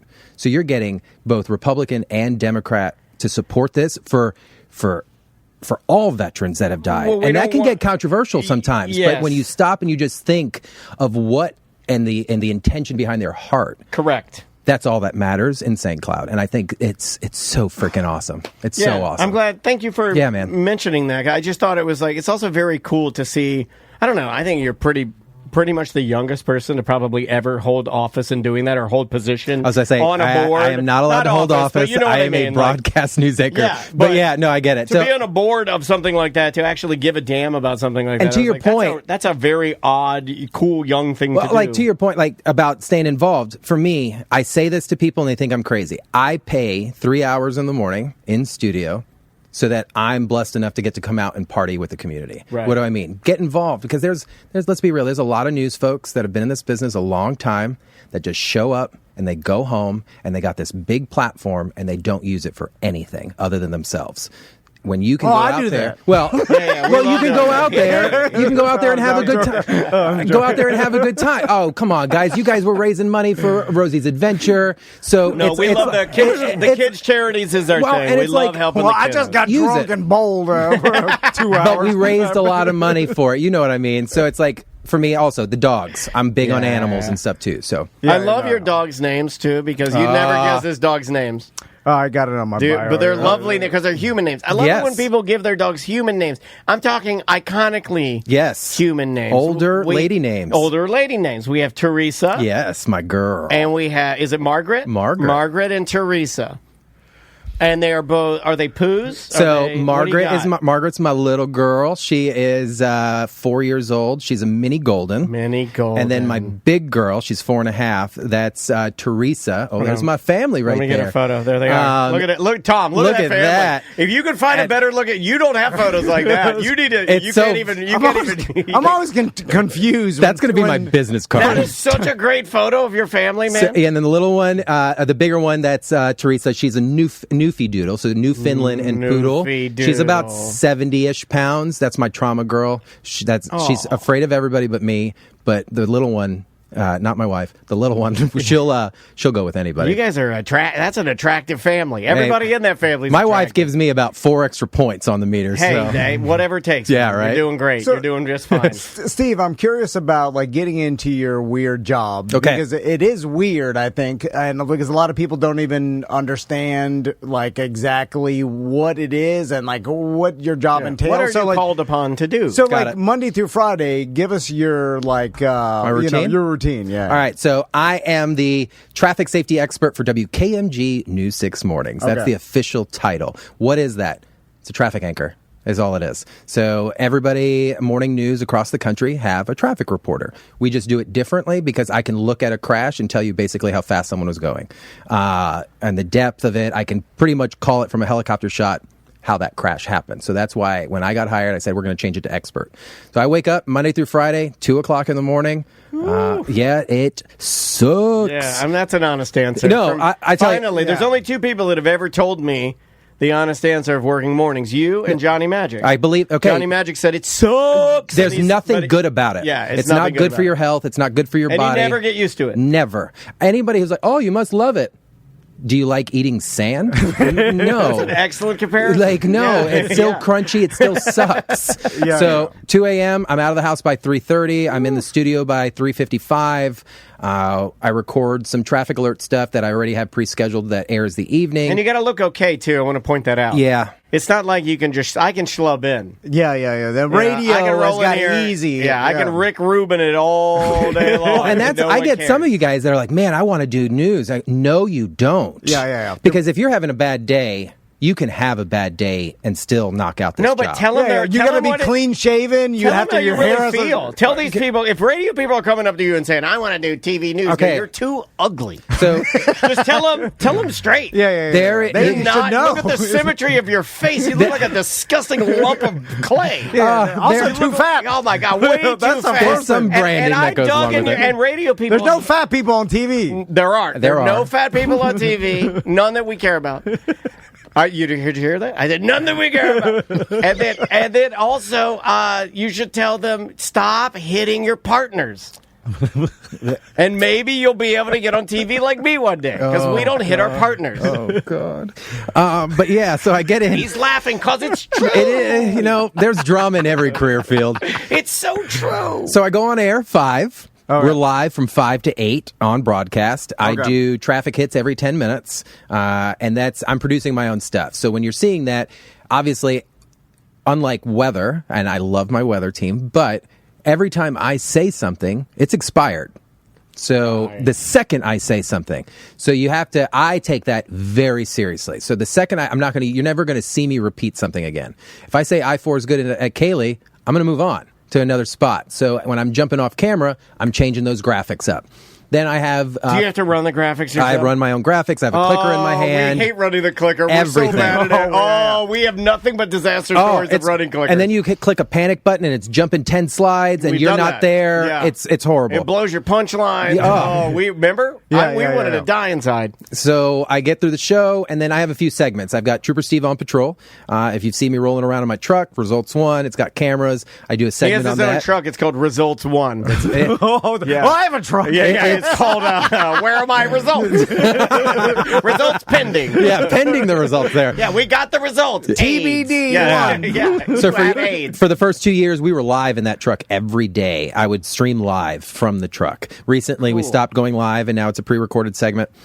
Interviews, segments all throughout Central Florida. I'll go as far as Flagler, south to You do Kenansville, food whatever. reviews in the truck. And I do food reviews. Do you have to come up with this? You like I do produce? this all myself. Okay, so you produce everything, all your content. Everything. So there was a time, Tara Evans, I got to give her a shout out. She's no longer with News 6. She was my gatekeeper. She kept me out of trouble. She kept me focused. Love her to death. She moved on to other greater things.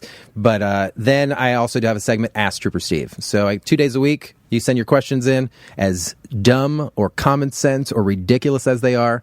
I will provide you a Driving response. barefoot, is it illegal? Trooper Steve. I have answered that question. Yeah. It's not. However, if you want your toes split in half, go for it. So I've seen it. I used to My do it. feet are tough. Yeah. So Monday through I need my Friday, toes split and then I now. do board meetings, like the little stuff I'm involved with, community activities. I MC a lot of things. That's for me. You're a good speaker. I love MCing. I noticed that you're good. You're an excellent speaker. You do the measure. He does a bit of a measured Obama before he responds. So You do the you pause for a second and okay, and a little Obama going in your head, and then you say what you want to say. See, I don't measure you're my pouring statements. you're letting people know I have a cadence that I stick to. I like it. I have taken some self-help books in the past, and there's a little bit of a professional cadence I stick to. No, you're good. Yeah. I think it's. I do too. You're talking. I'm the corniest. I am. But I love it. I just like hitting the post, making it sound good. Why not? Right. Why do you want to, because so much of what we do now, especially in social media land, so much of what you have to do is don't make it look too polished. I'm all why about. Why did I learn all this garbage then? Right. And all these, and then you got some guy puts a wig on, acts like his grandma, 1 billion people following, he's a millionaire. Stupid. See, I like to just be real. Like today, I got irritated coming over here because every damn coffee shop looks the same. Yeah. Everyone wants the same font. Everyone thinks they're unique. Not the one on Lee Road we used to have. Same crap. Bikini coffee. It's the same. I'm going to say, I'm not naming anybody. It's the same crap coffee, all on the same road. But finally, I found a decent one right down the road over here. I don't want to give anyone shout-outs. Lingerie coffee, but sir. I got a coffee. But I walked into 2 on the way over here, and they all have the same graphics. It's like, stay off of Canva. Like, just come up with some. Now cheaper, Canva's Steve. not good enough. What do you feel about AI? Have you seen the back? You're a foodie, right? Yeah, You're a foodie. yeah. Have you seen the new backlash in all the foodie groups? I'm looking at you, Orlando Eats or Tasty Chomps or all the same thing. If your business is a restaurant and you have an AI flyer, we're not going. That's the new thing. That's the new What's thing. the only thing we can afford? No, sorry. I need a low-res picture of your food from an actual phone. It's all about the prompts. I'm telling you. You Really? can make anything not look AI if you prompt it correctly. Oh yeah, we know. Yeah, I don't even want to hire. I don't even want to pay them ourselves. Can AI do everything? So Steve, speaking of Ask Trooper Steve, I have an Ask Trooper Let's Steve go. for you. And I came up with this question when I recently. I'm glad he wasn't here for. Are we allowed to drink beers while our wives are driving us around? No. We asked that yesterday because in our mind, and by the way, They're not drinking. Did you know that there are no states that will allow you to drink and sit in the passenger seat? None. You're allowed to sit in the passenger seat with an open container. In some states, not Florida. Not in Florida. There's only 2. You can sit in the seat.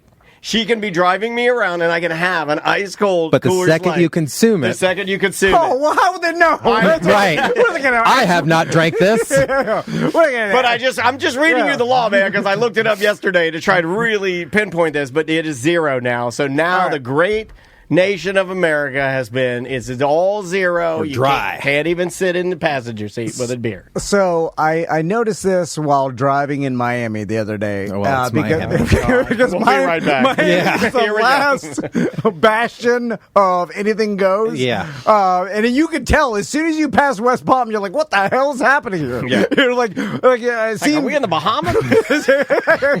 You're like, how is that still on the road? Everything. Party time. And then I'm on the turnpike, and then I noticed, I was like, whoa, it shocked me. There were some guys riding in the back of a truck. Okay. And the truck was filled with garbage, and there were some, some dudes just rolling garbage too. rolling around back there. Right. And I'm like, oh, man. And then I remember when I was a kid in Miami, I grew up there, I used to ride in the back of people's trucks, my friends' trucks. I used to have my friends ride in the back of my truck. Yeah, and I we did remember, it too. I remember We'd go to the beach. We'd lay in the back of the truck until we got to Daytona Beach. Like 30 miles. I'd just be laying. They're doing 90 By the way, on the truck route. Well, they're just flying. Flying. I never let my sons ride in the back. In fact, I tell them, like, you want to die? Like, this is the most dangerous thing I could possibly imagine is riding in the back of a truck because you will be immediately ejected out and dead. Because there's no. Unless you just stay in the bed and the truck rolls over on you like a Wicked Witch of the West. That would have to be some high velocity spinning going on. I had a friend in Toothpaste effect? He flew out, and then one of the vehicles ended up landing on him. Not good. So I told, this is what, when I was a teenager, I used to tell my friends, like, as long as you sit down in the bed with your back against the back windshield. Yeah, that's physics. That's just physics. Well, no, then it's legal. Okay. But you can't sit on the wheel or You like can't on have your feet dangled out. Yeah. You have to sit with your back in the bed with your butt in the bed. Now, I still contend that is the best intent because it makes it look like you're really trying to do a good job. Yes. And I was like, then it's legal. If you don't do that, then it's illegal, and I'll get a ticket. Yeah, this is Ask Trooper Steve, the long-winded edition. Is that true, Trooper Steve? Well, was there a question mark in any Oh, he got you. That's what they wanted. Can you ride in the back of a truck as long as your back is against the back bed? Got it. So that's one of the emails. So that's one of the ones I would purposely copy paste onto the screen on TV and read it as it was sent in. To mock the person's English? Oh, I'll do that, and then they'll yell at me. They go, "Why'd you do?" Well, that's how they ask. They go, "Yo, Steve, da da da," and I'll copy paste it right in. You're almost there. Okay. You are allowed to ride in the bed of a truck. You must be fully seated, butt to the bed. Yeah. No sitting on the sides. However, you have to be 18 years or older. Okay. 17 years of age in the bed of a pickup truck is illegal in the state of Florida. However, that's only, and here's the big one, guys. This is where the laws a lot of people forget. Public roadways. If you are on private property, you can do whatever the hell you want. If you're out in a field doing your own thing, you can do whatever you want. The second you pull out into a public access road, that butt better be in that bed, and you must be over the age of 18. Okay, I got another question I just thought of. So I got this buddy that got popped for a Dewey in the past month or so, and he was in a Publix parking lot. Yep, public access. And then he got pulled over for not stopping at a stop sign. Okay. And then I was This like, was you, wasn't it? No, it wasn't. But I thought He doesn't tell me about all his DUIs. This would be. All of them. How many we going? Oh, I see it on the board here. It's I like, think, ding, ding, I ding. think this would be the third one. This is not good with the trooper this here. may be a lose a license scenario. And then so I was like, I didn't know that you could be pulled over for not obeying a stop sign in a Publix parking lot because I thought it was private property and the stop signs were just well, like what if I had probable suggestions. cause that you're drunk and I use that as just another piece of evidence? Well, Jeez, we got another cop in here? I don't know. Does that sound pretty That good? sounds pretty I don't phenomenal. look like I go, oh, what if I do this new thing where I'm like hillbilly cop? That Where could- I wear the hat and everything. We but I could have- start a segment, you and I, here off on the side. Captain Cop Man. Because one time some old lady backed up into my truck. I remember this. While I was in like a Planet Smoothie parking lot, and then the cops were like, "This is a we have no jurisdiction. This is your home There's business." nothing we can do here, man. It's a public parking lot. We don't. Yeah. This is not out of our jurisdiction. ahead. Anyway, So it gets a little tricky. It's gray in those parking lot areas. I would need to know way more to draw a conclusion on the probable cause of that traffic stop. All right. Without Monday night quarterbacking that guy's stop. But based off of what you're saying, yeah. Public access, public roadway, parking lot, things can be enforceable in those areas if that company, Publix, does have a pretty large memorandum here in Central Florida with local law enforcement that they're allowed to enforce on their property. So that is likely. That is part of the situation there. Gotcha. All right. I knew And that's Publix a partner with the cops. A lot of people complain, oh, well, I'm in a parking lot. Well, do you know the owner of this company? Because most parking lots have signed something saying cops can enforce laws here. So Mr. George would. That's the owner of Publix. Gotcha. Mr. George. That's why I'm a Winn-Dixie man. You can do anything in a Winn-Dixie. I was about to say. I met my wife. I grew up in Kissimmee, man. I met my wife in a Winn-Dixie parking lot. She was human traffic. So let's talk about e-bikes real quick. These e-bikes. Jeez. Do you like them or hate them? I You're have a young one. guy. I have one. Yeah, you're supposed to have one. You're a young guy. So this has been a hot button topic. I've seen all over social media news and Children killed at crosswalks. Yeah, with and e-bikes. Live at 5. Yeah, you know, and that is what you see. And and it's super sad, some of the stories coming out, and terrifying. So, and I know they're changing some laws, and I saw that the first law they're changing, which I do agree upon, that they're outlawing e-bikes from riding on the sidewalk. Now, I know a lot of people saw this and are like, what? This is going to cause more injuries by forcing the kids to ride in the street, right? But then if you're forced to ride in the street, then maybe the parents will not feel as comfortable having your kids ride because the parents should be in charge of this. 60 miles an hour. Yeah, but I'm saying this should be a parent thing, not a government thing. Yep. Keep the government out of here. 100%. But anyway, so I know that law is changing. And anything else that's coming up that you're familiar with? There's nothing. In my opinion, screw it. They're not taking it as seriously as they should be. We knew e-bikes were coming. That should have been on the forefront of some traffic laws when all these special sessions were being thrown around. We're talking about all this other stuff, yet we got kids getting whacked by cars all over the place. I'm not a parent, so I'm going to be very careful on this. But at the end of the day, this is a parent issue. You're putting your kids on motorcycles is what you're doing. Yeah. My first time on a bike, I ate it hard in my neighborhood. Me, 38 years old at the time, I went down just because you have no idea how fast you're taking off. Yeah, and then you're using normal bicycle brakes to stop yourself at 20, 25 miles an hour. Just the depth perception and all of it is off.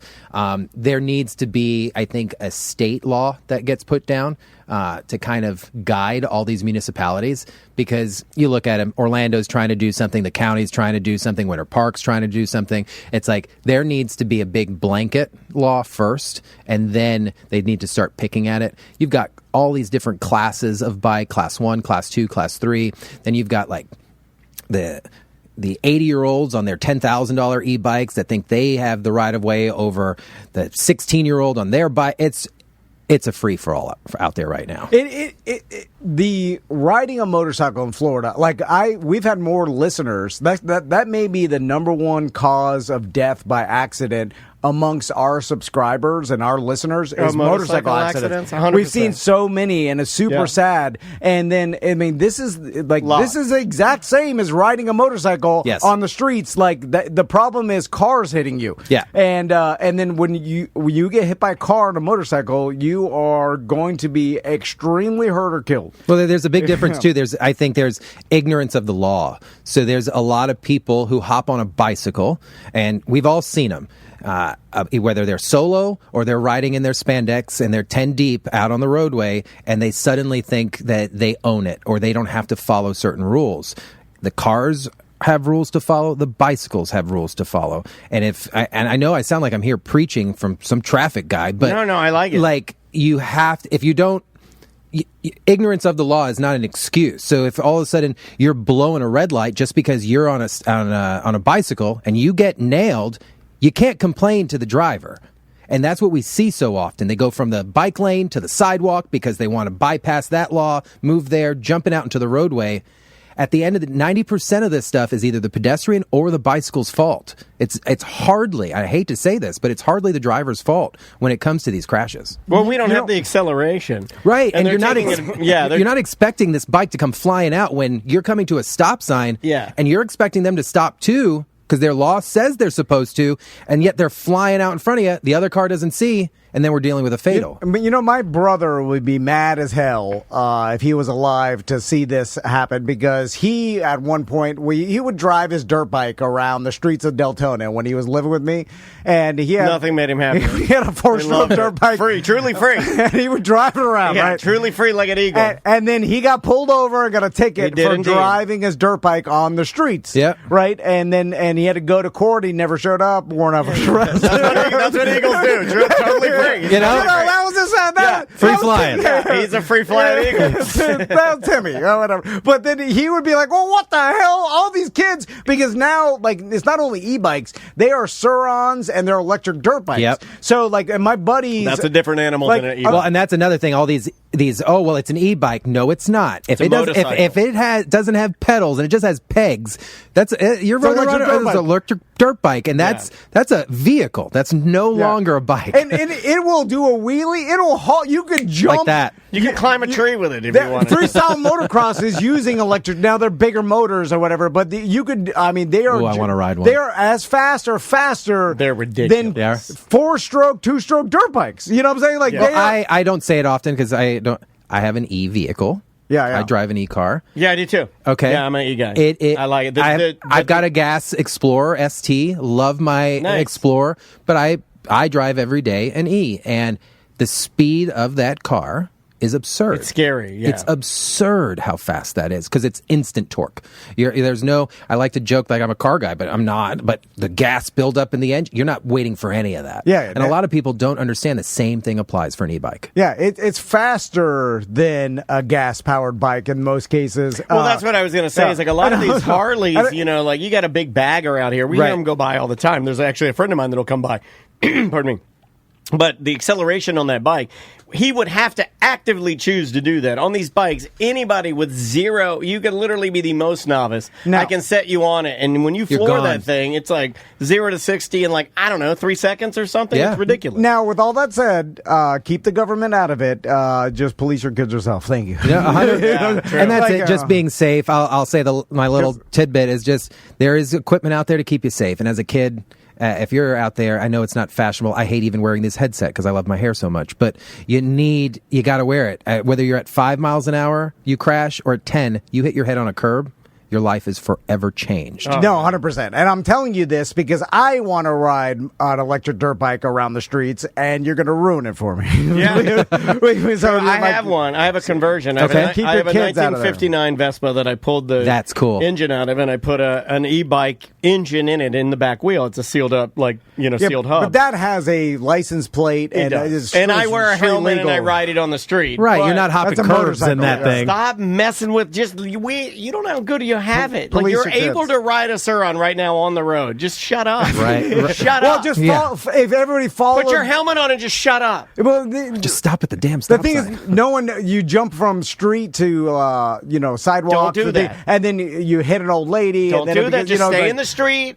I'll even let you. And there's a kid. It's so dangerous. He my wears God. his motocross helmet with the full bar in the Love front it. to protect his chin, but he does occasionally. I'll catch him doing a wheelie or something. Hey, you're on the road, man. If you want to do a couple of wheelies, knock yourself out. I don't give a damn. But when you're wheeling on the sidewalk and hitting people or dogs, Well, for the record, if you pop a wheelie here in the state of Florida, supposed to do it, that is $1,000. whoa, I didn't know that. It's a $1,000 fine the second that wheel comes off the ground. What about a stoppie?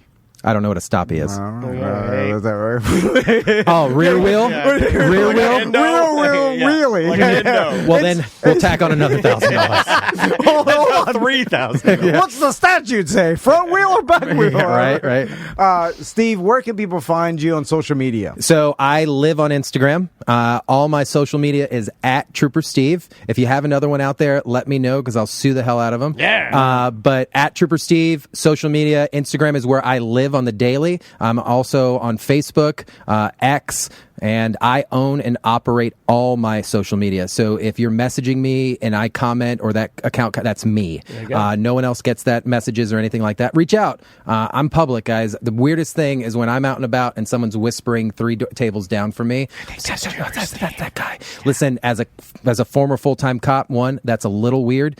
And two, I'm a nice guy. Come up and say hi. I may talk a little smack with you, but come up and say hi. Come say hi to him. Steve, you're really good at this. Thank you very much, you, man. And we will see you tomorrow. Amen. Welcome to A Corporate Time with Tom and Dan. I'm Tom. I am Dan. We're live on Twitch and YouTube. Come on over and hang out at Tom and Dan Live. So we've been promoting Surfshark, our VPN affiliate service. Yeah. That's at tomandan.com. What that is a simple app. You pay under $3 a month, and you can change your VPN. That way, you can go on any website in Florida, because Florida, for some reason, has deemed certain websites hey, well, you have to enter in your driver's license. Yeah, we need to verify your age on this website. I'm not putting my driver's license in those websites. DeSantis. Yeah, I'm not going to do that. Do you know what's on there? I'm not doing that. I'm not putting any sort of my address. You think I'm putting my address I don't in there? even use my name. Listen, I'm paying Surfshark. It's an app. It's super easy. I go to a different country, and Daniel even mentioned, you can go in there and within the United States change the state. Yeah, if you go to the advanced tab and you click on Surfshark, there's a little advanced tab where you log in. You can click that, and normally I spend a great deal of time in Omaha, Nebraska. That is my city of choice. There's also cool 311, I believe, was the band 311 from Omaha, Nebraska. If you got Hulu Live or something, now you change your VPN, you get different sports in different markets. Take that, Major League Baseball. Miami is not my market. Now I'm a Braves guy. Cannot watch all of the Braves games because Miami's my market. Get out of here. Now I don't know if Surfshark. I'm pretty sure in the affiliate program bylaws do not mention or whatever. It doesn't matter. All I'm saying, I'm not telling you to do nothing except sign up because it's a great product. You can get any website. Just go through our affiliate link at tomandan.com. And I will say this, because this seems to matter to our listeners. They treat us really well, Surfshark. Yeah. The affiliate program is great. What they do, our cut, I'll tell you, is way better than any other cut we've ever been given. So if you need that, you are actively helping Tom and Dan, T&D Media, by just signing up and saving money for something you already need. It's kind of like signing up for the Amazon affiliate program or whatever. You're just helping us. You're already saving money, but we get a huge cut of that, which I don't know why they're doing it, but hey, let's take advantage of it. Yeah. So that's at tomandan.com. There you go. Jesse Wolf's here. How you doing, Jesse? Hello, guys. Our air How are conditioning's we? broken again. It's hot as hell in here. No, I didn't say. Well, they took the Nest out, so I have to manually turn it down. We're to going 70. backwards here. Analog. I like it. We're getting rid of computers here, Analog's too. hot, yeah. We're just going to do computer paper and an abacus. That's all we need. I vote for typewriters. Yeah. You know what I mean? That's solid. Yeah. Have you seen that? Are you an anti-digital kind of a guy? Have you seen all the products that are kind of made to try and get their hooks into people that have that strange nostalgia for clicks? Oh, yeah. I think that's the company's name. They make keyboards for every phone. Yeah. And you slide your phone into it, and it's a case. I bought one, and it is terrible. It was a terrible device. You're talking about, have you seen the ones where it's wall-mounted phone again, but you put your iPhone in there, connect it, and you're supposed to leave it on the wall and treat it like a corded home phone? I have not seen that. So, I would buy one of those. Yeah, it's kind of rad. I'm not going to lie. So people can still call you, and you pick it up in an old school. Yeah, and it rings like a normal phone would. You know what I mean? The whole idea is getting away from tech. You know what I mean? We're in it all day, every day. So I like that, actually. It's kind of cool. I want to make fun of that, but I can't really because it's kind of what I've been trying to do in the afternoon. Find that on Tom and Dan's Amazon store. Yeah, oh my God, if we could get an affiliate link with this stupid phone wall thing. Will it read my text out loud? That's what I need. Dangerous. I don't want calls. Don't listen to your voicemail out loud. Yeah, absolutely. So, Jesse, let's talk about heritage brands for a second, because Daniel told me about a story, and I saw it too. And the company, the Schlitz, that malt liquor, Boy, beer. it's real dangerous for you to say Schlitz. Isn't it? Man, this guy saying Schlitz. Hard emphasis. Yeah, don't ask me to say everybody it, was like, he said what? has announced that it is closing, and I guess they are no longer going to be selling beer. Yeah, started all the way back in 1849, Schlitz beer. Crazy, dude. And then acquired, I want to say, in 08 by Pabst. Okay. So that's why they were kind of, they had a small lifeline in 08 because Pabst bought Schlitz and then kind of went back to the old Schlitz, I guess, recipe, which I guess you could argue that was just a marketing ploy to try and inject love into it and get the brand going. What I find interesting as a brand man, and I know that's what you like. Yeah. They did one of the craziest in 1977 brand campaigns that I've never heard of, and I've been holding on to this specifically I'm excited. to talk to you. I cannot believe they schlitzed up to hear this. Cannot believe that they did this. If I can find a shirt that has this on it, I will buy it, and I'll spend hundreds of dollars Price buying is it. no object. In 1977, they were very desperate. This isn't the first time that Schlitz has failed. I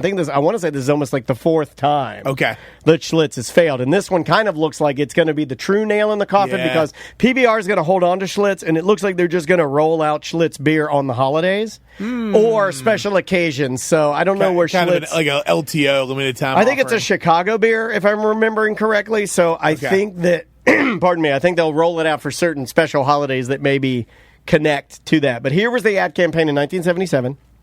They were desperate. They were one of the lowest selling marketed beers in America, and they went with drink Schlitz or I'll kill you. That was the whole campaign. Drink Schlitz or I'll kill you. And it worked. It was super successful. They rolled out commercial. Let me see if I can find a commercial. Dude, that's riveting, But it was drink Schlitz or I'll kill you. You could never do that now. No. You would. I mean, it's way too aggressive. Well, you would get a ton of media. I mean, free PR is not always bad PR, I guess, but it would get picked up, no doubt. Although, and you know this, you're an influencer yourself. You can't say kill. You can't say kill you on most platforms, right? They flag it or they. You'd have to call it like unalive. Oh yeah, or unalive you. That's the updated 2026 version. Yeah, I'll die before I say that. and by the way, I want to put this out there. If any listeners in my career, if I start saying unalive, even in the future, because I have to, I'm hard up for money, make sure to make fun of me. Thank you. Yeah, it was. Please bully them. It was actually working. Their ad campaign, they hired actors playing Schlitz drinkers. They had a boxer, a lumberjack. A lumberjack had a hungry cougar. I don't know how that says lumberjack, but. And by cougar, the animal or the animal, yeah. Just and they would threaten to punch you or have you mauled or eaten for lunch if you dared take away the gusto of a mug of Schlitz. So if you didn't like Schlitz, they were like, drink Schlitz or I'll kill you. And I was like, I love that. I think that's hilarious. That's absolutely hysterical. You're gonna like it. It's like the first Liquid Death. I feel. No, it's you're right. Because that's the OG Liquid Death. I mentioned at the time how Liquid Death gets away with they do some really. Like, if my mom were around, she would not get Liquid Death. She would not think it's funny. Decapitation is not hilariple. The Grim Reaper or the devil is not to be toyed with. My parents aren't even, religious or anything crazy, right? So, a couple weeks ago, I was at my parents' house, and we swung through a gas station, come out, and I got my mom Liquid Death. Not even, because I like it. It's a great product. Yeah. Not even thinking. I'm like, it's this good carbonated water. She's like, "What are you doing? You're driving." And I'm like, "What are you talking?" Oh, she thought it was alcohol. Yeah, she's like, "Are these seltzers?" I'm like, "No." And I'd explain the whole brand to her and stuff. So it's funny. But that is part of the brand, right? You want to drink water without looking like a dweeb for drinking water. Yeah. So Liquid Death's whole brand is here. It's drink this so you look less like you're not participating in getting drunk at the punk rock show. Yeah, exactly. Right. Yeah. And it's a killer brand. And I dig, it's funny because I'm an extreme guy when it comes to brands and marketing. I like Liquid Death. I think they really broke the mold and stood out, in a very, mundane. Nobody else can really do it. People have tried. But they're such Me Too's. Yeah. So you look like a desperate copycat coming after them, right? And then some of them fall off. I'll give you a big one that I thought was going to go that direction. Maybe they did until they got absorbed. Dollar Shave Club. Oh, yeah. Well, again, they were the first of their class. When he first rolled out that commercial that was all one take and it was crazy. Yeah. He was doing all the puns, and there was like it was edgy and talked about pubes and stuff like it. I was like, oh yeah, these guys are going to win. They're going to murder. They're going to win. And I love that it was like so. The whole shtick with them was it's low budget. And we're a low-budget Dollar Shave Club, right? So that's how we save the money. Yeah. It was beautifully planned out as a brand, And even Schlitz, I think, dude, right now to me, like if you look at Shane Gillis, right, from comedy, Shane Gillis is bringing back, 90s comedy to some degree, right? It's edgy. It's, it's not very...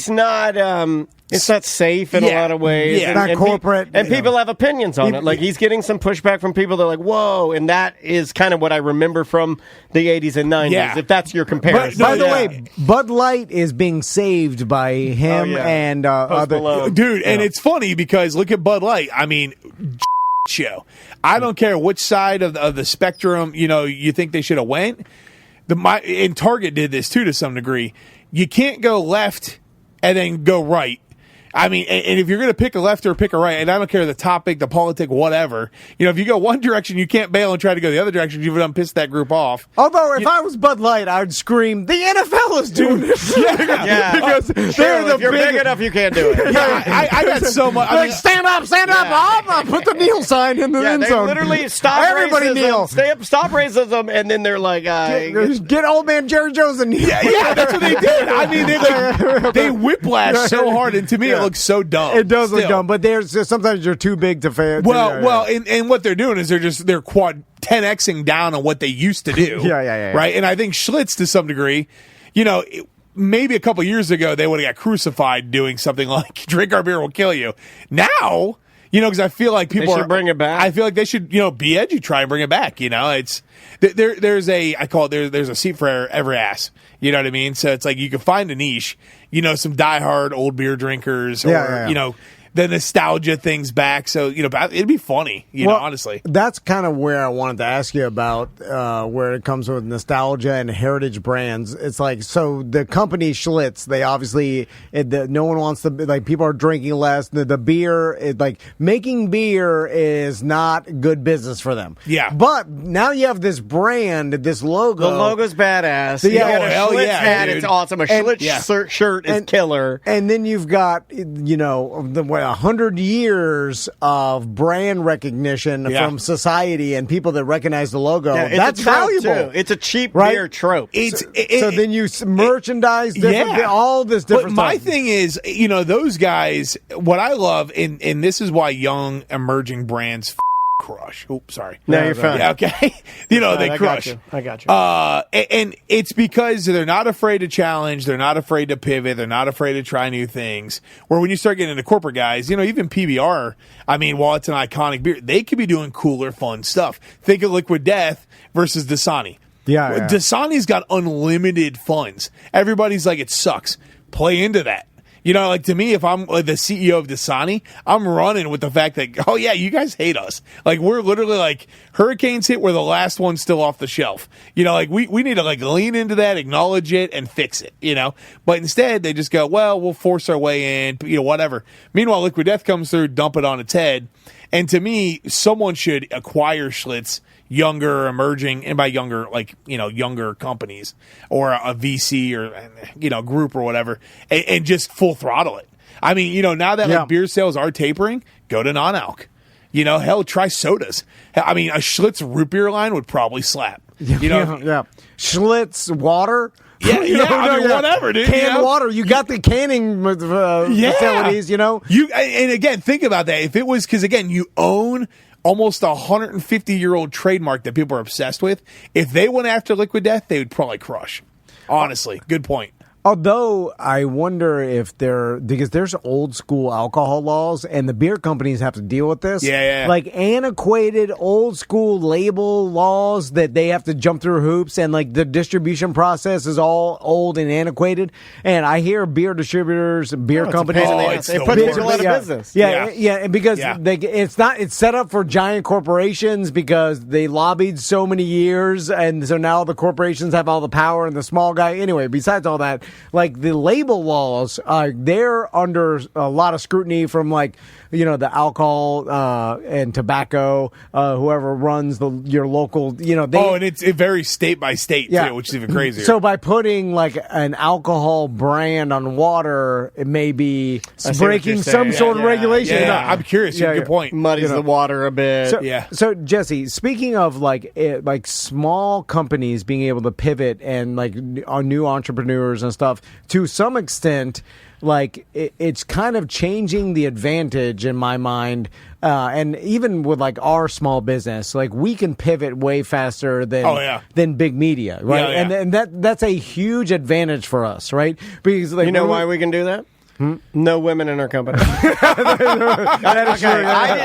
just was sitting here and I was bored and I was like, what's the most disruptive and horrible thing you can say? We do have Tracy, who is holding it all together right now. There's no HR. If you have no HR department as well, you're good. Yeah. But anyway, so then it's like I'm sorry. No. You know who laughed at that? First person to laugh at that in our chat room? Gay Robert. Thank you, Robert. Thank you, Gay Robert. Thank you, Gay Robert. You know what? Finally, he knows. Yeah, he knows.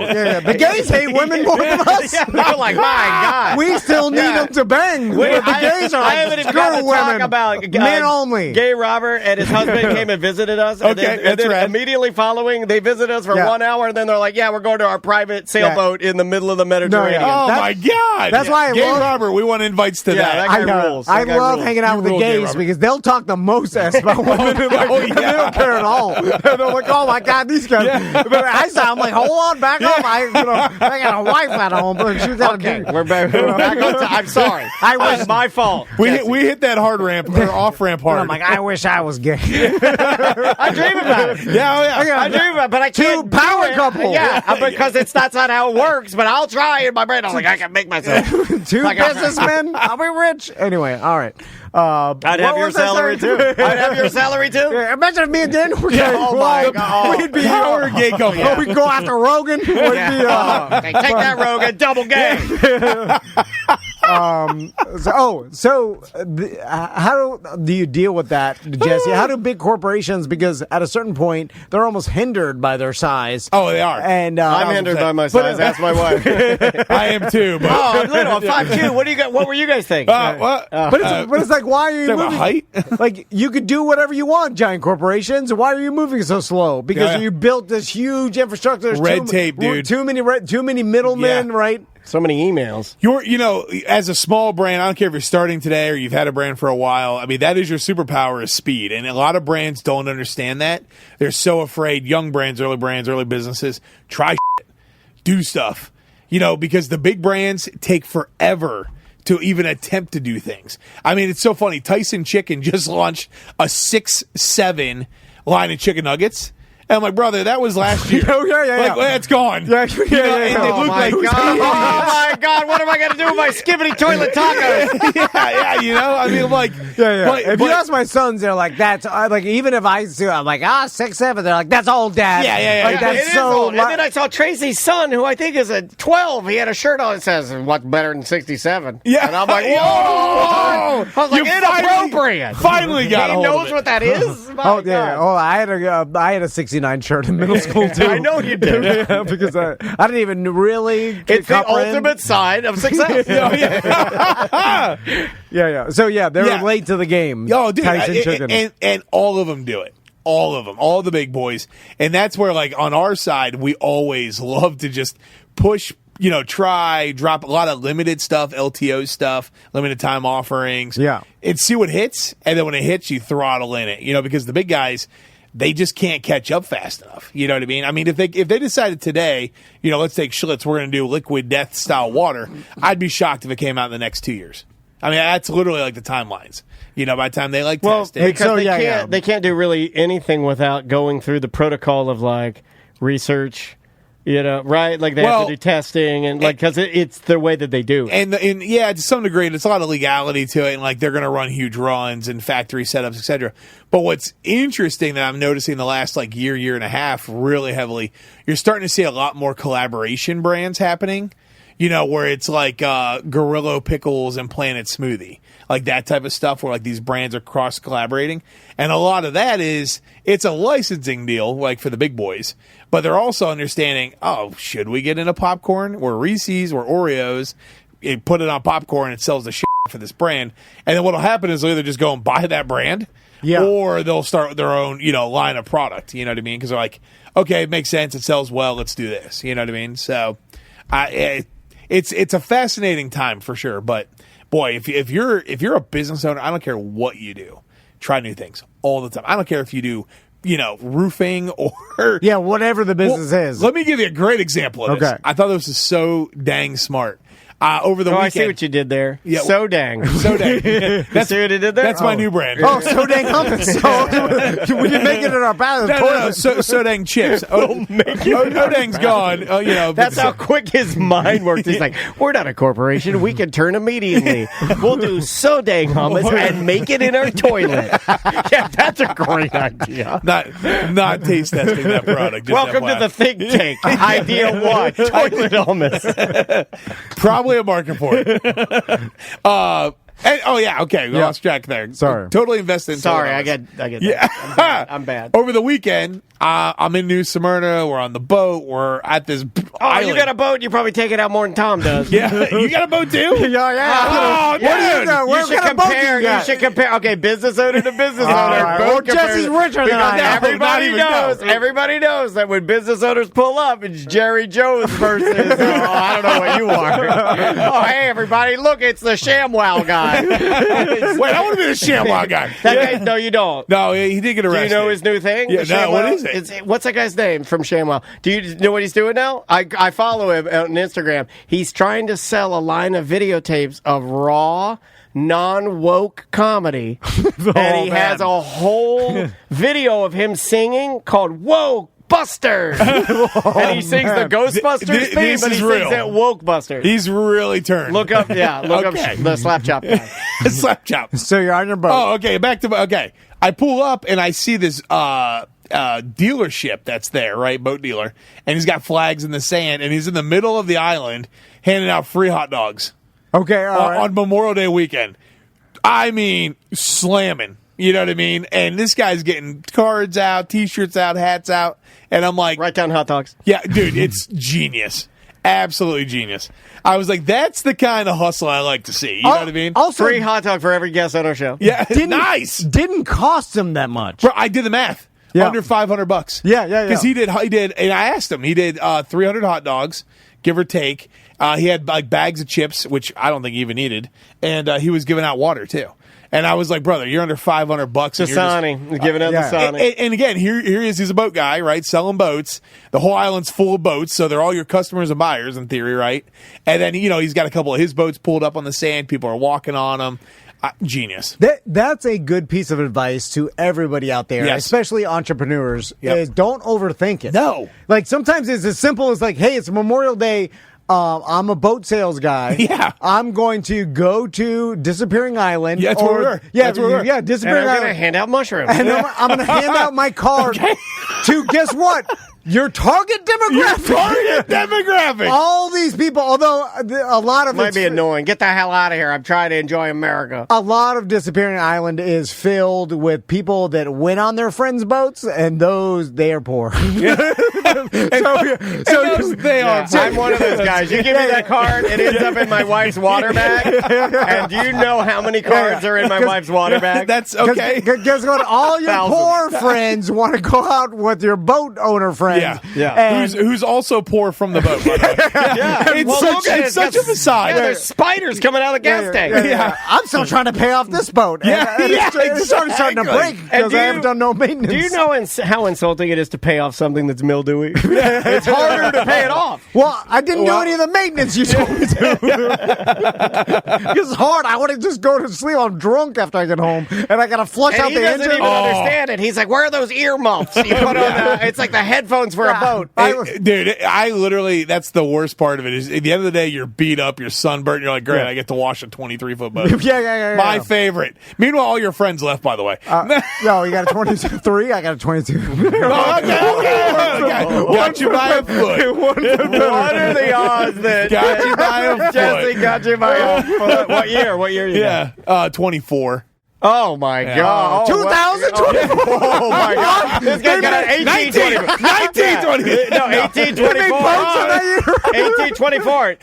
You may have heard of it. Iconic historic vessel called the Merrimack. There were two. They were one of the first submarines that the Civil War had. And the other Merrimack. ones in the New Smyrna Inlet. My boats were pre-iPhone.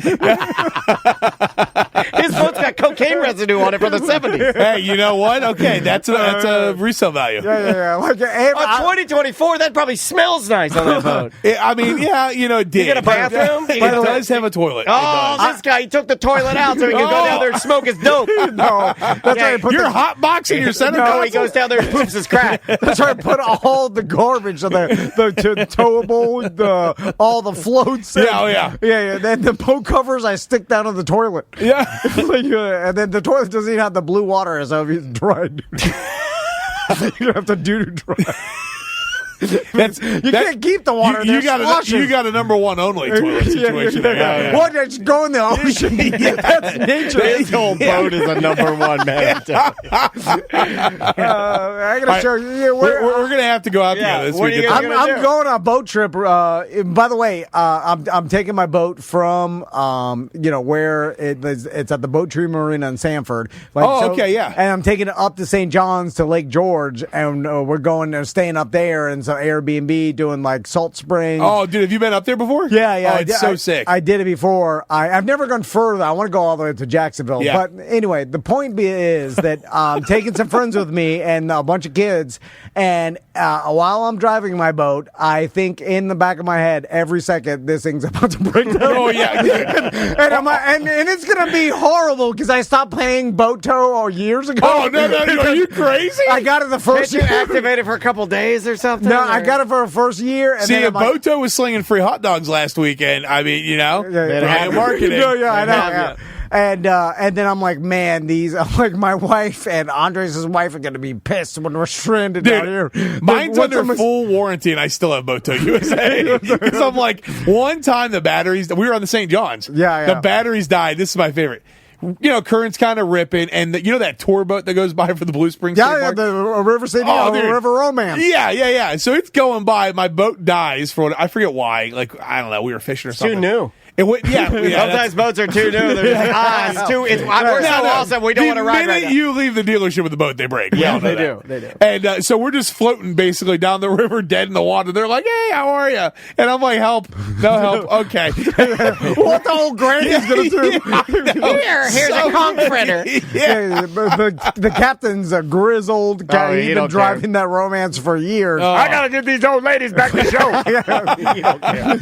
He don't care. He didn't slow down at all. And you can't turn a paddle boat. The paddle. No. It's on a track. I was thought it was on a track. It's not even real. That's the same one at Disney, right? It just does one big hot lap. Yeah, exactly. Yeah. Back to don't overthink marketing. Sometimes it's as easy as just giving out hot dogs or we've never given out hot dogs. Not even one time. That's criminal. Busdecker did. Now, John Busdecker. Well, they're selling a boat. The commission on a boat is going like $2.95 BDM John membership. Busdecker did give out hot dogs. Yeah. And do you know that I still have listeners? This listener's in our chat room currently right now. I'm not even going to call him out because he doesn't want to upset Mo. All right. But he said they were the worst hot dogs he'd ever had in his life. Okay. So note to self: Busdecker spring for decent quality hot dogs. Yeah, the bus dogs because they were like poor. They were just bad. But do the math here, right? I mean, if you're going to run, to your point, you got to run targeted meta ads towards people that want to buy a boat.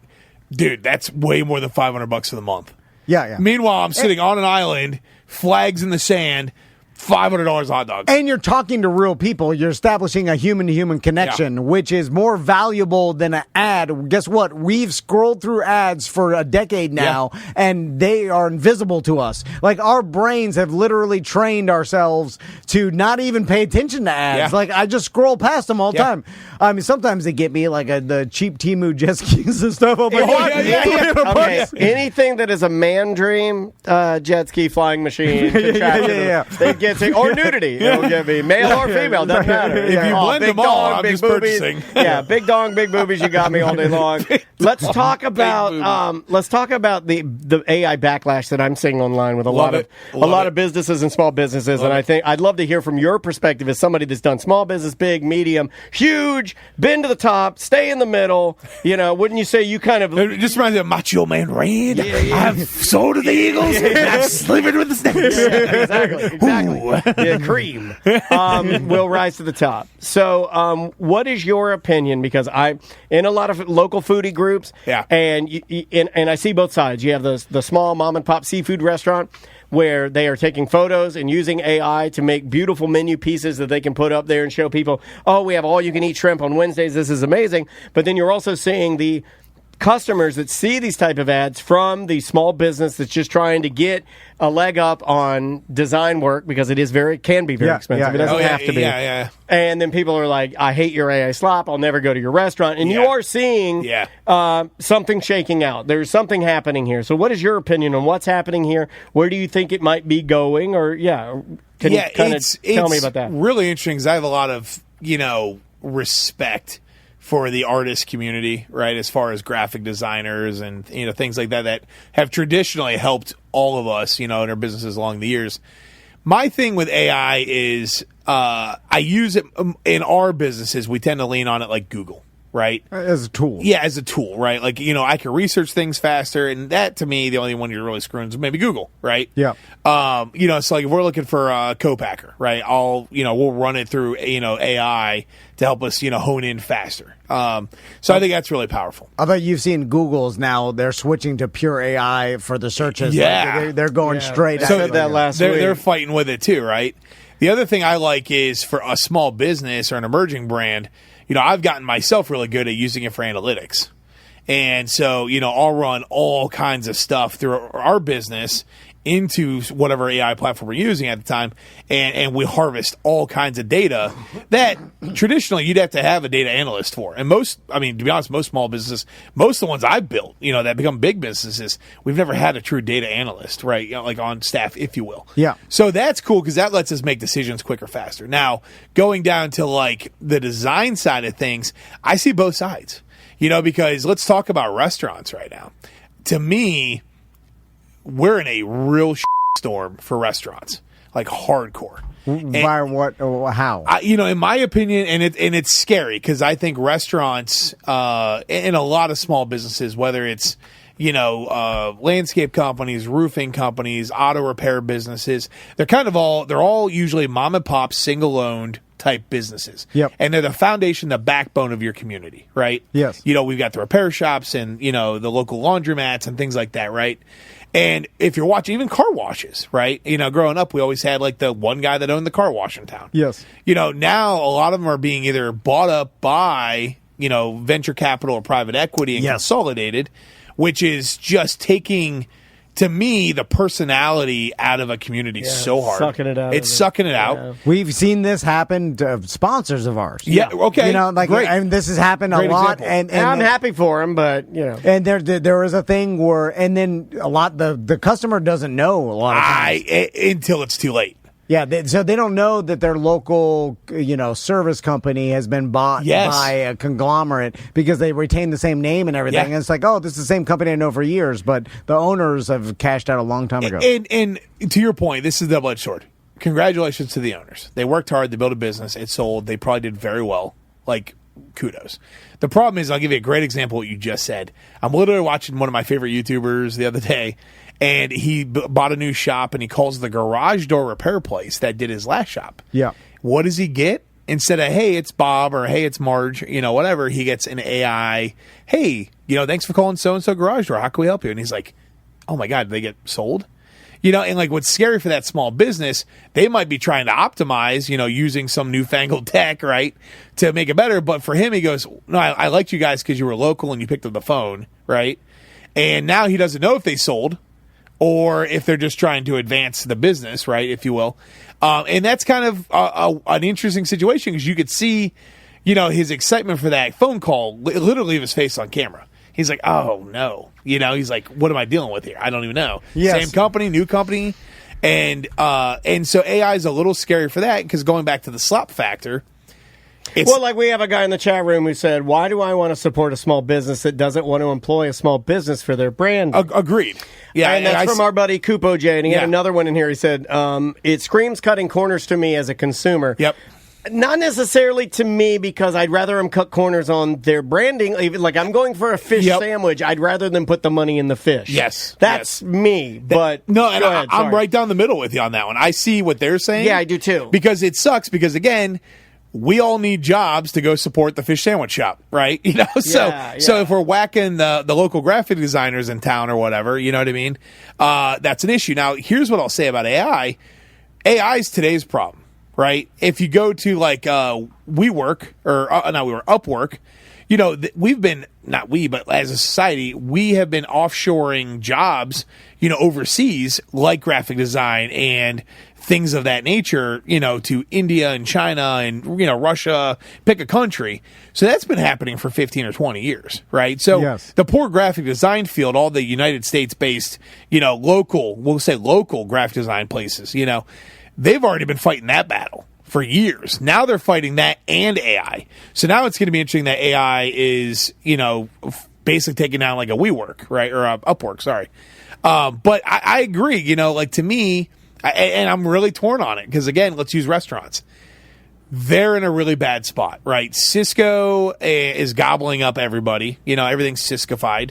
And they're at the mercy of Cisco to some degree, you know, in these... Yeah, it's your only option. Because they're trying to compete with the prices that Cisco is able to provide their customer. And now the small business is like, well, I can't... They're buying at 50 times my rate. I can't come in anywhere close. Yeah, so I'm buying so much smaller, I can't get what they can get. And then you're like, the customer's like, they have it cheaper. I'm going here. You know, it's like... Well, and then the customer's also saying price has gone up. Little guy price goes up. And then the customer's like...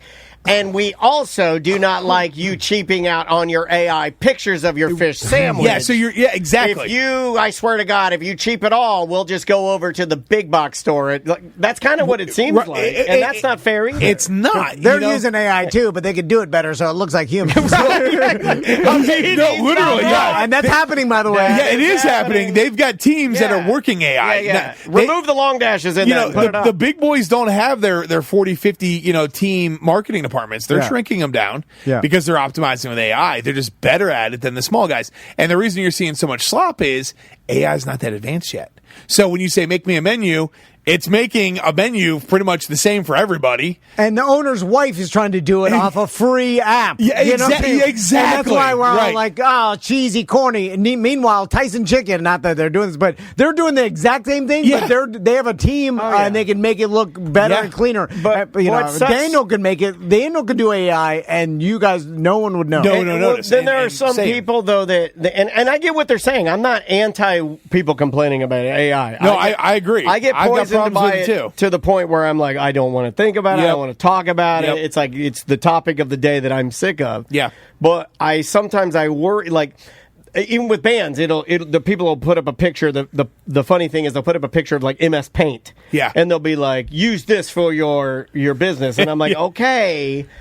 But what are we trying to do here? Are you just mad because I'm using AI? I wasn't going to hire a graphic designer to begin with. I wasn't going to do that. I can't. Right. I can't do that. That was never in my scope. Right. And I can do this for free. So my wife was going to type it out on Word and then try to use some of the things she learned in the 90s. Then we got Canva, right? Canva's a phenomenal platform. Yeah. You know, so Canva basically made like Photoshop accessible for everybody, right? Super easy. So you went from like, you know, to your point, like this is like, in my opinion, this is going from, you know, we're you know, writing on, you know, stone walls with rock to the printing press to digital print. I mean, it's kind of that same sequence here, and to some degree with what AI is doing, right? We started with, you know, you had to go to school and you had to learn, you know, basically Photoshop.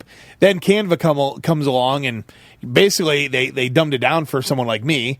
And then now we got AI to where it's like, we'll just put in what you want and it makes it for you. Right. Yeah.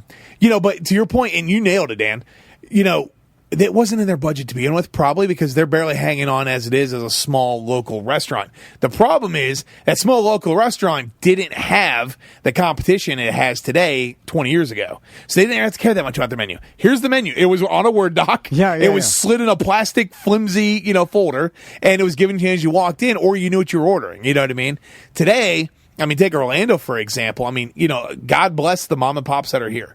And what drives me nuts about the mom and pops that are here, and I think Orlando's got a real good, they've gotten really good at doing this. Someone will open a new concept, amazing. 10 more come right behind it. I'm like, okay. The copycats. That's Yogurtland. Yeah. From pre-pandemic. Yeah. And I think COVID shifted everything so hard. And I just use mom and pop restaurants because it's such a gleaming example. So you got those guys. Real estate's all-time high, so their rents are being skyrocketed, right? Food costs, it's basically monopolized now, and they're at the mercy of either, go to Farmer Joe and buy it from the field, and process it yourself, or you got to go through a Cisco. And then on top of that, we're all getting hammered with cost of living. So, your burger that, might have been $8-9, 2018, it's $19, and we're all pissed off about it. Yeah. You know what I mean? So it's survival right now. So, Jesse, we'll end with this because there's a small business paradox that I don't see any way around, and this is basically what it is. And it's kind of been like this forever, but it's getting worse and worse. Talking about small business getting bought up by big business, right? Yeah. So we all like the customer service, and we like the idea of a small local business. Yeah. But here, the paradox with that small local business is that's a single owner that built it from the ground up, that probably has a lot of loyalty with people inside the organization, right? Because they helped them, right? But with loyalty comes a degradation of business itself. Technically. Because the owner probably has a lot of loyalty, treats his employees right, probably pays, like, hey, this guy's been with me, he's suffering, his wife has cancer, I'm paying him extra, I'm letting him give him more leave. He's not running it like a cutthroat corporation does. Agreed. Because a cutthroat corporation can make the most amount of money because that's how they live. They're the giant, they're a money-burning machine, the making machine, right? So then, so no matter what, so then that small business that we all like cannot compete with the money-making machine of a corporation. Because they are running cutthroat. If their employees slack off, they get 2 weeks off, whatever, they're paying less. If they're lucky, right? And then get out of here if you're fired. Right. And so now you have this small business, I can't compete with this giant corporation, right? So we all know that's the thing, right? So now the customer, and I don't even blame the customer because they're struggling too because cost of living is crazy. Everything's so expensive, inflation, all this stuff. They're like, I'm drowning. And then now you're looking at the garage door repair company, and you're like, at Joe's Garage Doors is $150 more than this other one. And they're like, I got to feed my family. I got to go with the corporation. And so it's like, that's the paradox. And then of course that's going to continue to happen forever. So what's scary is, I'll add this to wrap it up. To your point, I really keep emphasizing to myself and my own family, we got to go back to owning our backyards, right? And really watching. And this is such a conundrum because I'll give you a great example. There's a great Italian restaurant here I've been going to for years in Orlando. And it had an owner. The owner sold it 4 or 5 years ago. And chicken parm Alfredo there was stupid, right? So good. And over the last 4 years, I've just watched the new owner cut it and trim it and cut it and change it and cut it. And I know it's all food costs. I go the other day, I kid you not, I was so upset.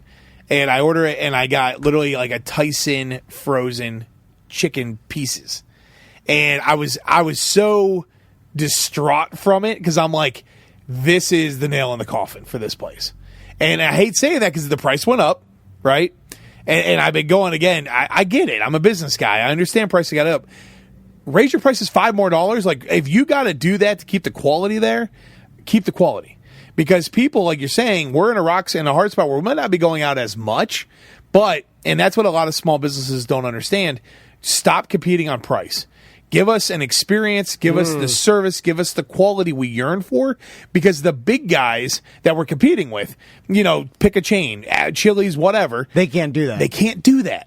So, that's the part where, and if your patrons are going to get upset about the price, give them a little bit big portion. Give them the quality they want back. And I tell every business I ever talk to, if you're small, do not compete on price. Out customer service. Yeah, I mean, give me the most incredible. Don't get, and again, to talk about AI, okay? If I'm a graphic designer right now, instead of getting upset about, oh my God, I'm seeing all these restaurants using AI, meet them in the middle. Go to them, Dan, right? In theory, right? Dan does good AI. Hey, I cannot financially do this from scratch. I can do a better AI job on your menu than you could do today. So meet me in the middle. I'll give you a third the cost. Let me fix your AI, and then you go get 20 of those customers. Like that's the integration we all have to be kind of looking at. You know what I mean? Yeah. Where yeah. it's like, hey, there's going to have Evolving. clients that are going to want full blown customer or custom graphic design, and then you got these mom and pops who are struggling and barely surviving because they're getting beat up. Pick a category, Yeah. by either VC, private equity buying up all the competitors, and they got to compete against that, and they're not going to win. Right. And then they try to compete by lowering pricing, cutting corners, whether it's on AI, and it looks sloppy. The food quality sucks, and we don't go because it's our hard-earned money. And we're like, well, they obviously hate us. That's not the case. And that's where and it's not just food. I just use food as a gleaming example. right now. Yeah, I think it's an easy one that everybody can sort of think about, and you need it. Yeah, so we all need it. the thing I'll say is, whether you own a business today, right? I want you to put yourself in your customer's shoes. What's the experience I got 5 years ago to today? How much has it changed, right? And then on the other side, as a customer, we got to step back and go, okay, I think this sucks. I don't like it. I really don't want to support this business anymore, right? Because the quality's gone out, whatever. Don't keep that inwards, right? Like give feedback to that, nicely. And maybe not on Google they review. can change. They have the ability to. They can pivot quickly Because that owner's looking at that email and be like, "Oh man, this is one of my true customers, regular guys. I will change because call of them. Send an email. I don't recommend Google reviews because that's just going to hurt the business more. But I think it's time that we kind of step together and go back to our community and go, look, I want to keep coming back to my Italian restaurant, but dude, that's unacceptable. Yeah, and I know you're better than that too. So, what? Here's my feedback: raise the price. I'll come in. I'll pay $7 more for this chicken parm if I know it's back to what it was. Whatever, right? Yeah. So, I mean, I think we just all have to kind of. It's coming. AI's not changing. It has a use. Nobody knows how to navigate it. I think we all kind of have to take a breath. Well, it makes people mad. It does. You get a real emotional and an angry response with AI, and I feel it. I use it daily. I feel it too. Yeah, and I don't like it. Yeah, but I'm the same way. I also can see it do things that and I'm not blind to it. I don't want to admit that I can't. I don't want to pretend like it's not actively doing what it's doing, right? And just sit in here, head in the sand, and be like, "Well, it's not coming for me." And it's a powerful tool. It's really cool, and it's going to help advance a lot of things. But I think it's also going to cripple a lot of things. So I think it's up to us, right? Just to get our heads around it and go, this is how we're going to use it for good. And then I think once we figure out what's bad. Hey, we start drawing lines here, Still haven't seen the porno yet. I'm sure. And I want I see some of it, but I'm like, it looks like cartoons. No. Yeah. I tell you what's wrong with that. Like, it needs to be more do real. 7 seconds, one position, 7 seconds, one position, 7 seconds. No. Yeah. It's too And predictable. I need pure continuity. I need voices. I need it to be like a. And I need to think it's real, and not and then once that happens, dead. We're all Dude, dead. listen. Okay, what do you say to this? Kupo J says, he's always in there. He says, I think that's a cop-out. AI is here. It's not changing. It's not going away. Not with that attitude. So are we supposed to act? He says, not with that attitude. Are we supposed to actively say, okay, I'm going to take a stand. I'm never using it. And you could choose to do that. But I'm not sure I understand what that is Well, you're doing. just going to be left behind. Everybody else is like, I need money. Yeah, but AI, I think when I mean, you're actively using it and have been for the last 10 years in almost everything you do online. Guess what? Every Google search is now, they've already announced it will be AI response. We're just trying to cope. No, that's it. I mean, understanding how you fit into the update. I mean, to me, again, I'm with you guys. There's a lot of AI that I don't like. I mean, there's a lot about it I don't like. I'm not a pro. I think sometimes because I use it that I think people are like, oh, yeah, Dan, you're all in. I'm like, I am not. Not at all. You have to use it as a business owner. Yeah, and in fact, for me, I've always been more grassroots anyways, guerrilla marketing, et cetera, et cetera. I like in-person experiences and meeting customers. For me, again, having someone automatically, AI answer my phones, that's unacceptable. I don't care how big our companies get, that'll never happen. And those are the lines I draw. You know what I mean? So to your point, it's coming. It's happening. It has been happening. We've had AI for a decade. We're in it. It's like to draw the line now, to distance yourself from it, I almost think would be impossible. It is impossible. So, I mean, it's scary and it's a new frontier. Oh, by the way, iHeart, you're saying certified human. You use AI all the time. You're just not using AI voices. Yeah. You're like, okay, we don't use AI voices for on air. No, but even if they don't do that, everything behind the scenes is AI. Every technology is AI now. Like your accounting. Every system. Dude, I logged into QuickBooks today. Yeah. I logged into QuickBooks. It's like, oh, here's your summary. I'm like, oh, I didn't do that. You think they're not using AI to scrape that? Every business is. Yeah. Anyway, all right. Yeah. We got to get out of here. Screaming at me. The real Jesse Wolf. Find him on TikTok, Instagram, all social media. Yeah, follow him and say hi to him online. Tell him you heard him on our show. Oh, yeah. Thank you, Jesse. I appreciate we love you, buddy. I love you guys. Thanks for having me.